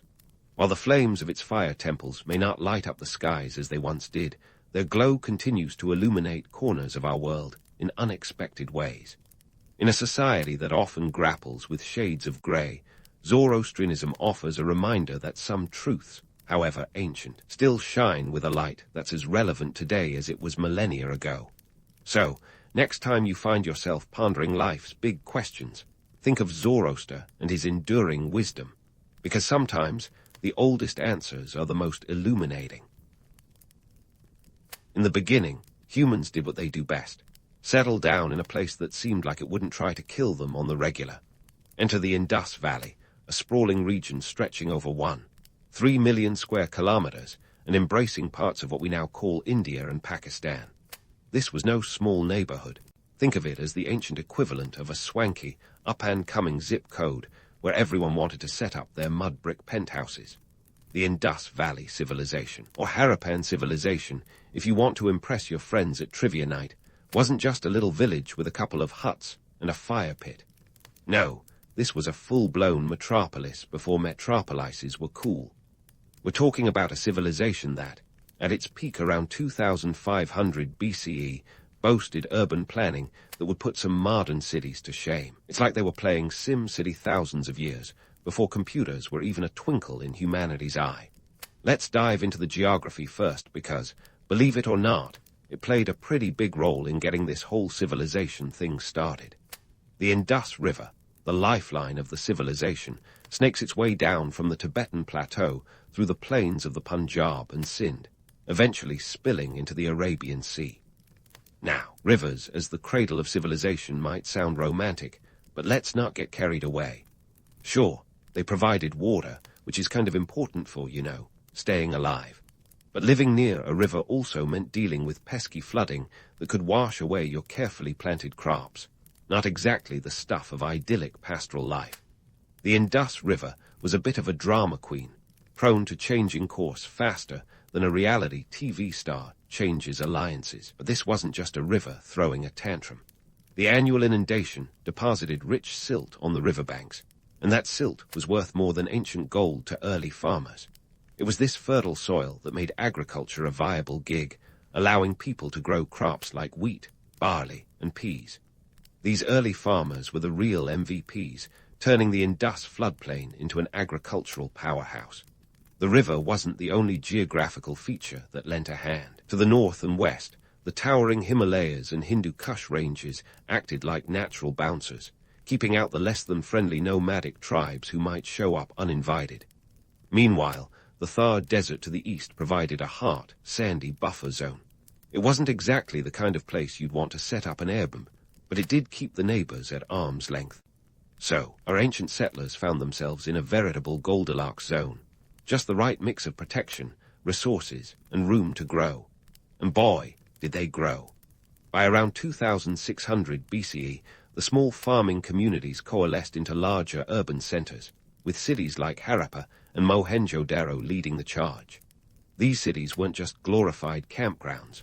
They were sophisticated hubs with advanced drainage systems, grid-like street layouts, and granaries that suggest someone in charge was thinking ahead. But let's not get too caught up in the romance of rivers and ancient urban planning. While the Indus River might have been a helpful ally at times, it was also a fickle one. The constant threat of flooding was a reminder that nature didn't exactly roll out the red carpet for these early settlers. Instead, it was more like a constant game of dodgeball, where the ball is a wall of water and the stakes are your livelihood. And yet, despite these challenges, the Indus Valley civilization thrived in a way that was both impressive and a little surprising. These early urbanites managed to build a society that was as organized as it was resilient. They weren't just surviving, they were thriving, even if the occasional flood did remind them who was really boss. Sure, the romantic notion of the river as a benevolent nurturer is appealing, but the reality is a bit grittier. It's a testament to human ingenuity and adaptability that these ancient people managed to turn a potentially hostile environment into a thriving civilization. The Indus River might not have been the fairy godmother of civilization, but it was a catalyst, and sometimes that's all it takes to get the party started. As we continue our exploration of the Indus Valley, it's worth remembering that, while the geography set the stage, it was the people who wrote the script. And what a script it was, full of innovation, resilience, and a touch of that indomitable human spirit that refuses to take no for an answer, even from a river. Now, let's shift our gaze from the drama of nature to the triumph of human ingenuity, because what the Indus Valley folks accomplished in Harappa and Mohenjo-Daro is nothing short of a masterclass in ancient urban planning. We're talking about cities laid out in a grid pattern so precise, it would make a modern city planner weep tears of inadequacy. Picture this: streets that intersected at right angles, like a giant tic-tac-toe board designed by someone who really hated chaos. And it wasn't just about looking pretty on a map. This grid system was necessary for functionality, organization, and let's face it, showing off a little. Because who doesn't want their city to look like it was designed by someone with a ruler and a keen eye for symmetry? Harappa and Mohenjo-Daro weren't just boasting with their street layouts. These cities had the infrastructure to back it up. Advanced drainage systems were a standout feature. And by advanced, I mean they managed to do what some modern cities still struggle with: effectively getting rid of waste. Each house was connected to a complex network of drains that whisked away water and waste into larger street drains, which then fed into even larger drains. It's like the world's earliest plumbing system, minus the fancy porcelain fixtures. The real kicker: these drainage systems were covered, keeping the streets clean and the odors at bay, an achievement even some contemporary cities can't always claim. Now, let's talk about the practicality of all this. Why was such meticulous planning necessary? Well, first, it was about efficiency. In a city where temperatures could soar above 40 degrees Celsius, that's over 100 degrees Fahrenheit for those not on the metric train, the last thing you needed was stagnant, fetid water breeding mosquitoes and disease. Also, an organized city made life easier, from trade to transportation. Merchants and craftsmen needed a reliable, navigable city to conduct business. In fact, Harappa and Mohenjo-Daro were like the ancient world's answer to a Silicon Valley startup: innovative, forward-thinking, and built to disrupt. Except instead of apps, they were dealing with bricks and sanitation. The residents of these cities were no strangers to trade, either. They needed their cities to function smoothly, not just for their own sake, but because they were part of a sprawling trade network that stretched as far as Mesopotamia. Yep, that's right. They were trading with the likes of the Sumerians, swapping goods like cotton textiles, beads, and pottery. Here's where it gets a bit spicy.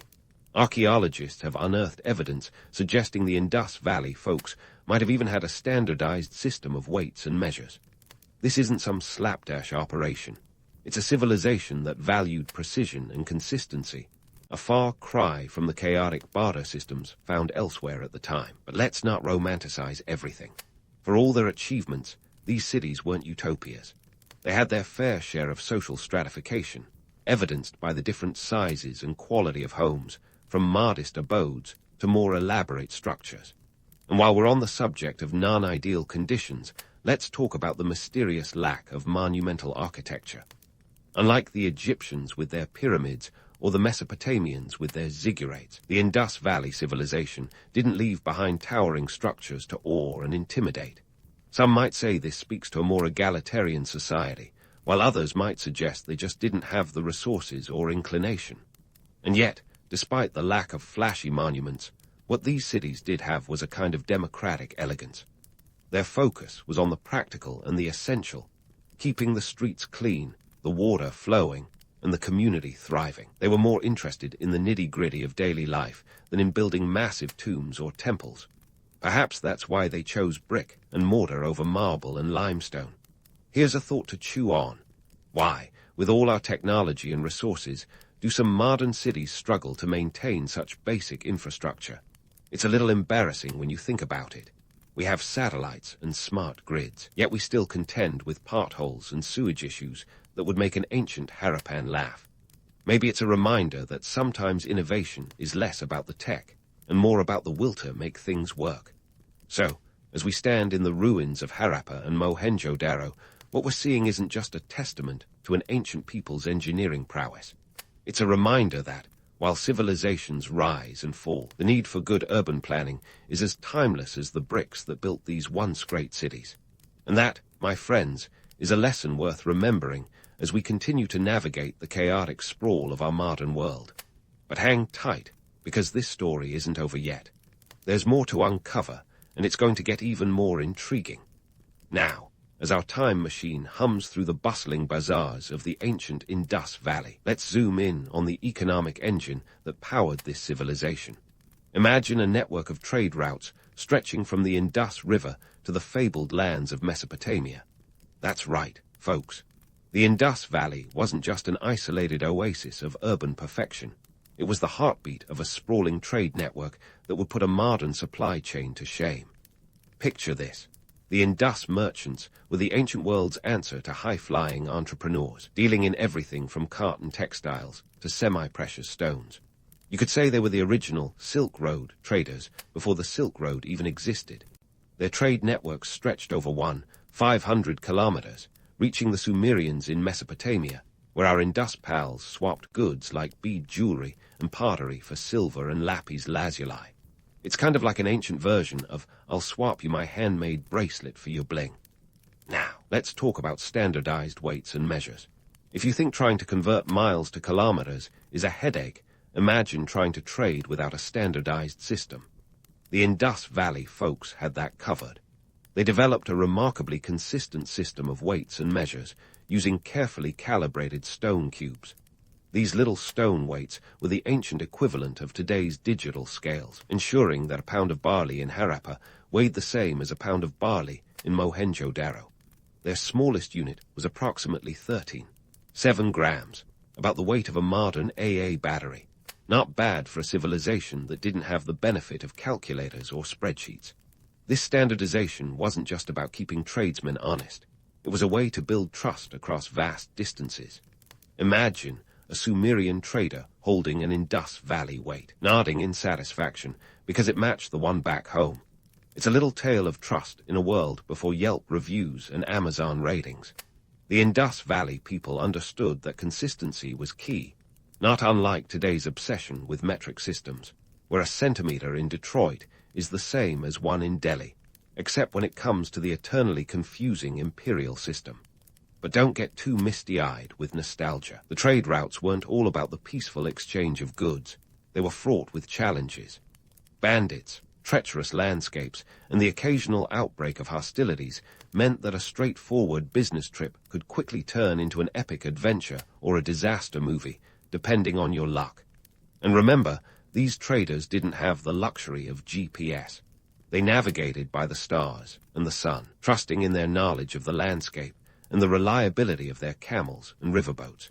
Speaking of riverboats, let's not forget about the technological marvels that made all this trade possible. The Indus people were no slouches when it came to transportation tech. They crafted boats sturdy enough to brave the Arabian Sea, not just the lazy meanders of the Indus River. These were not your average rowboats. They were more like the FedEx trucks of the ancient world, carrying goods across the sea with remarkable efficiency. Despite the risks and challenges, this trade network was a vital artery for the Indus Valley civilization, pumping in resources and ideas that fueled its growth. It wasn't just goods that traveled these routes. Cultural exchanges flowed alongside them. We see evidence of this in the shared motifs in art and architecture between the Indus and their trading partners. It's a reminder that long before globalization became a buzzword, civilizations were already deeply interconnected. Now, let's debunk a persistent myth, the idea that the Indus Valley civilization was an idyllic utopia of peace and prosperity. Sure, they were organized and had impressive infrastructure, but they were also human. And where there are humans, there are struggles. The archaeological record suggests class distinctions and possibly even social unrest. Not everyone lived in those well-planned houses with private baths. Some folks were definitely getting the short end of the stick, living in smaller, less sophisticated dwellings. And here's a twist. Despite their extensive trade and impressive urban planning, the Indus Valley civilization remains shrouded in mystery, particularly when it comes to their script. Their writing system, etched onto seals and pottery, has yet to be deciphered. It's a tantalizing enigma, like a locked diary that could contain all the secrets of their world, if only we had the key. Perhaps it's a reminder that even in a world of standardized weights and measures, some things remain resolutely unquantifiable. So, as we marvel at the economic prowess of the Indus traders, let's not forget the human element. The traders navigating dusty roads, the artisans crafting goods, and the everyday folks trying to make a living in a complex and interconnected world. The Indus Valley civilization was not just a collection of cities and trade routes. It was a vibrant tapestry of human endeavor, ambition, and yes, even folly. As our exploration continues, there's more to uncover about this fascinating civilization. From their mysterious script to their eventual decline, the story of the Indus Valley is far from over. Stay tuned, because the next chapter promises to reveal even more about this ancient wonder of the world. Now, as our exploration deepens, let's turn the spotlight on the social structure of the Indus Valley civilization. If you've ever wondered what life was like for the average Joe, or should I say, the average Harappan, this is your backstage pass to the ancient world. Spoiler alert, it's not all incense and yoga mats. Artifacts like pottery, tools, and seals offer glimpses into a society that was surprisingly egalitarian for its time.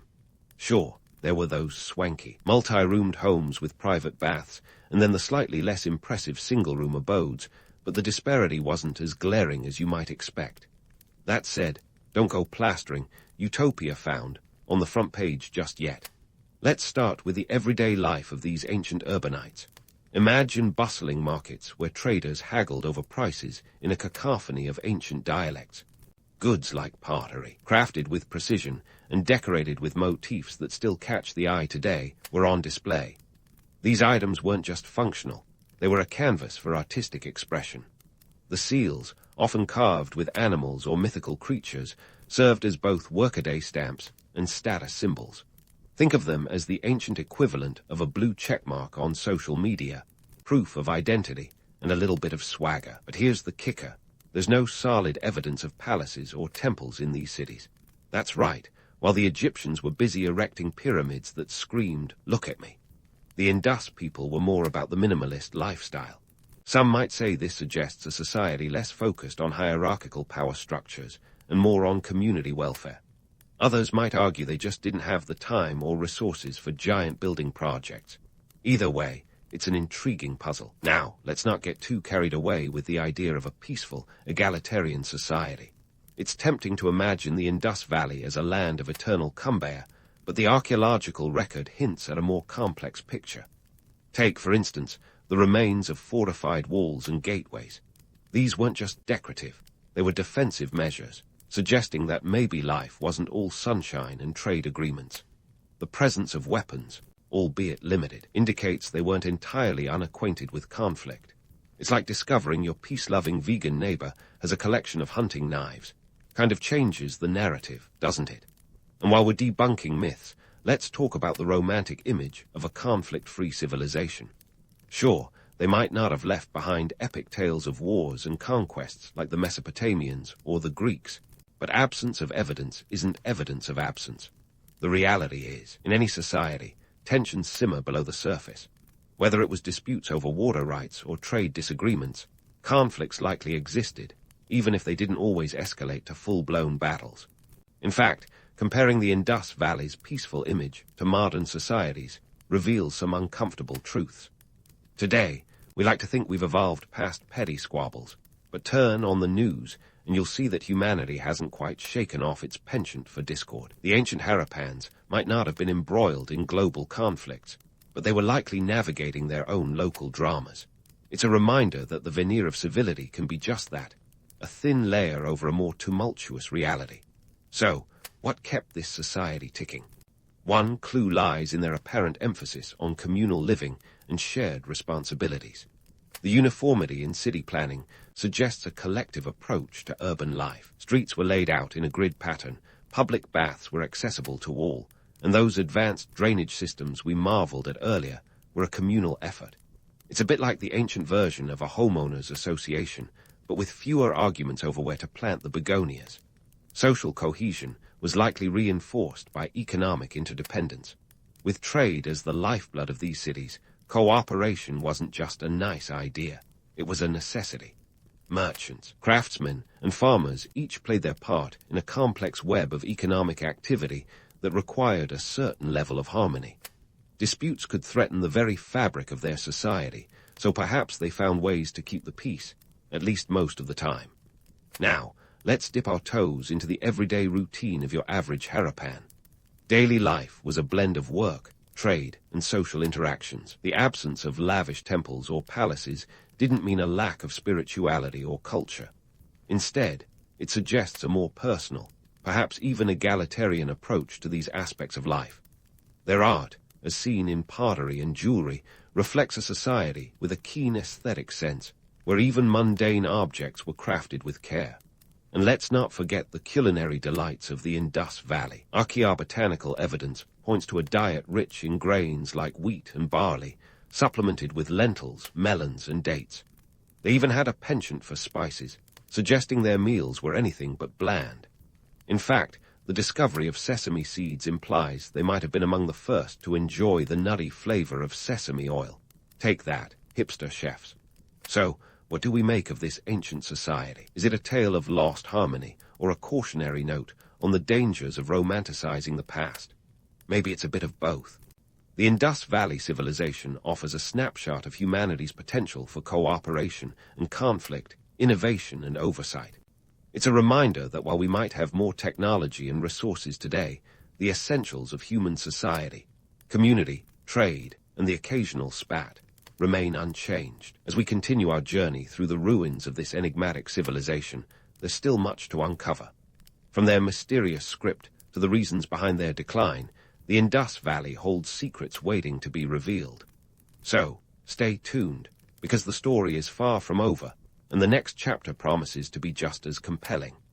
As we turn the final pages of this epic Indus Valley saga, let's dive into the intriguing, foggy realm of their decline. Picture a thriving civilization, bustling like a hipster brunch spot on a Sunday morning, and then, poof, gone from the history books like yesterday's viral meme. What gives? Well, my friends, that's one of history's juiciest unsolved mysteries. The curtain began to fall on the Indus Valley civilization around 1900 BCE, and like any good mystery, there's no shortage of theories. Was it climate change, invasion, collective decision to ghost the archaeological record? Let's sift through the evidence, Sherlock style, and see what holds water, both metaphorically and literally. First up, climate change. While you're probably imagining ancient folks shaking fists at the skies as their crops withered, there's some scientific weight to this theory. Studies suggest a significant shift in monsoon patterns and a decline in rainfall around this time. It's like Mother Nature suddenly decided to skip, leaving the Indus people high and dry. This change would have hit them where it hurts, right in the agriculture. Without the reliable floods depositing that precious silt, the lush fields of wheat and barley might have turned into dusty reminders of past abundance. Think of it as nature's version of pulling the rug out from under their well-planned feet.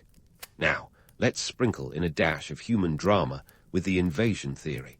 Some historians suggest the arrival of the Aryans, a group of Indo-European migrants, might have played a role. They could have swept through the region like a rock band on tour, bringing new languages, customs, and possibly a penchant for causing chaos. However, the lack of definitive evidence of widespread destruction or warfare leaves this theory in the realm of speculation. It's like blaming your missing socks on aliens, entertaining, but hard to prove. Then there's the internal decline theory, where the civilization simply outgrew itself. The complex urban centers that wowed us with their planning genius might have become too unwieldy to manage.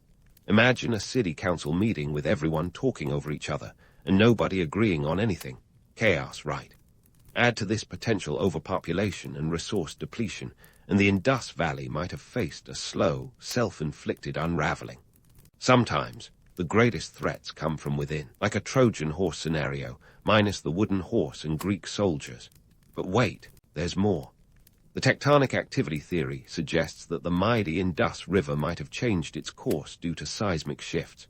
With its lifelines suddenly rerouted, the civilization could have been left stranded, like a beached whale, far from their beloved riverbanks. It's as if the river decided to pull a disappearing act, leaving the Harappans scratching their heads and considering relocation options. Yet, in true Indus Valley fashion, they didn't leave us a neat little note explaining what happened. Their undeciphered script tantalizingly hints at a story we can't yet read. It's like finding a treasure map with no legend. Frustrating, yet endlessly fascinating. This mystery is part of what keeps historians and armchair detectives alike coming back for more. Despite the civilization's ghostly exit, its legacy is anything but ephemeral. The urban planning and standardization they pioneered echo through the ages, offering lessons in resilience and adaptability. Their emphasis on community infrastructure over monumental grandeur speaks to a society that valued practicality over pomp, a refreshing perspective in an age where bigger often means better. Perhaps their real monument is the reminder that civilization is a delicate dance between humanity and nature, innovation and tradition. So what can modern societies learn from the Indus Valley's enigmatic end? For starters, it's a cautionary tale about the risks of environmental complacency. When nature decides to change the rules, you better have a plan B, or at least a sturdy umbrella. It's also a lesson in humility, reminding us that even the most advanced societies are vulnerable to forces beyond their control. Hubris, it seems, is not a new addition to the human condition. Finally, the story of the Indus Valley is a testament to the enduring allure of history's unsolved mysteries. In a world where Google can answer almost anything, the unknown is a rare and precious commodity. It's a reminder that some stories are best left unfinished, inviting us to ponder, speculate, and dream of what might have been. As we close the book on this ancient civilization, let's carry forward the spirit of curiosity and wonder that their story inspires. Because ultimately, the real legacy of the Indus Valley isn't just in the bricks and beads they left behind, but in the questions they continue to pose. So keep asking, keep exploring, and remember, history is as much about the mysteries as it is about the facts. And that, my friends, is what makes it truly unforgettable.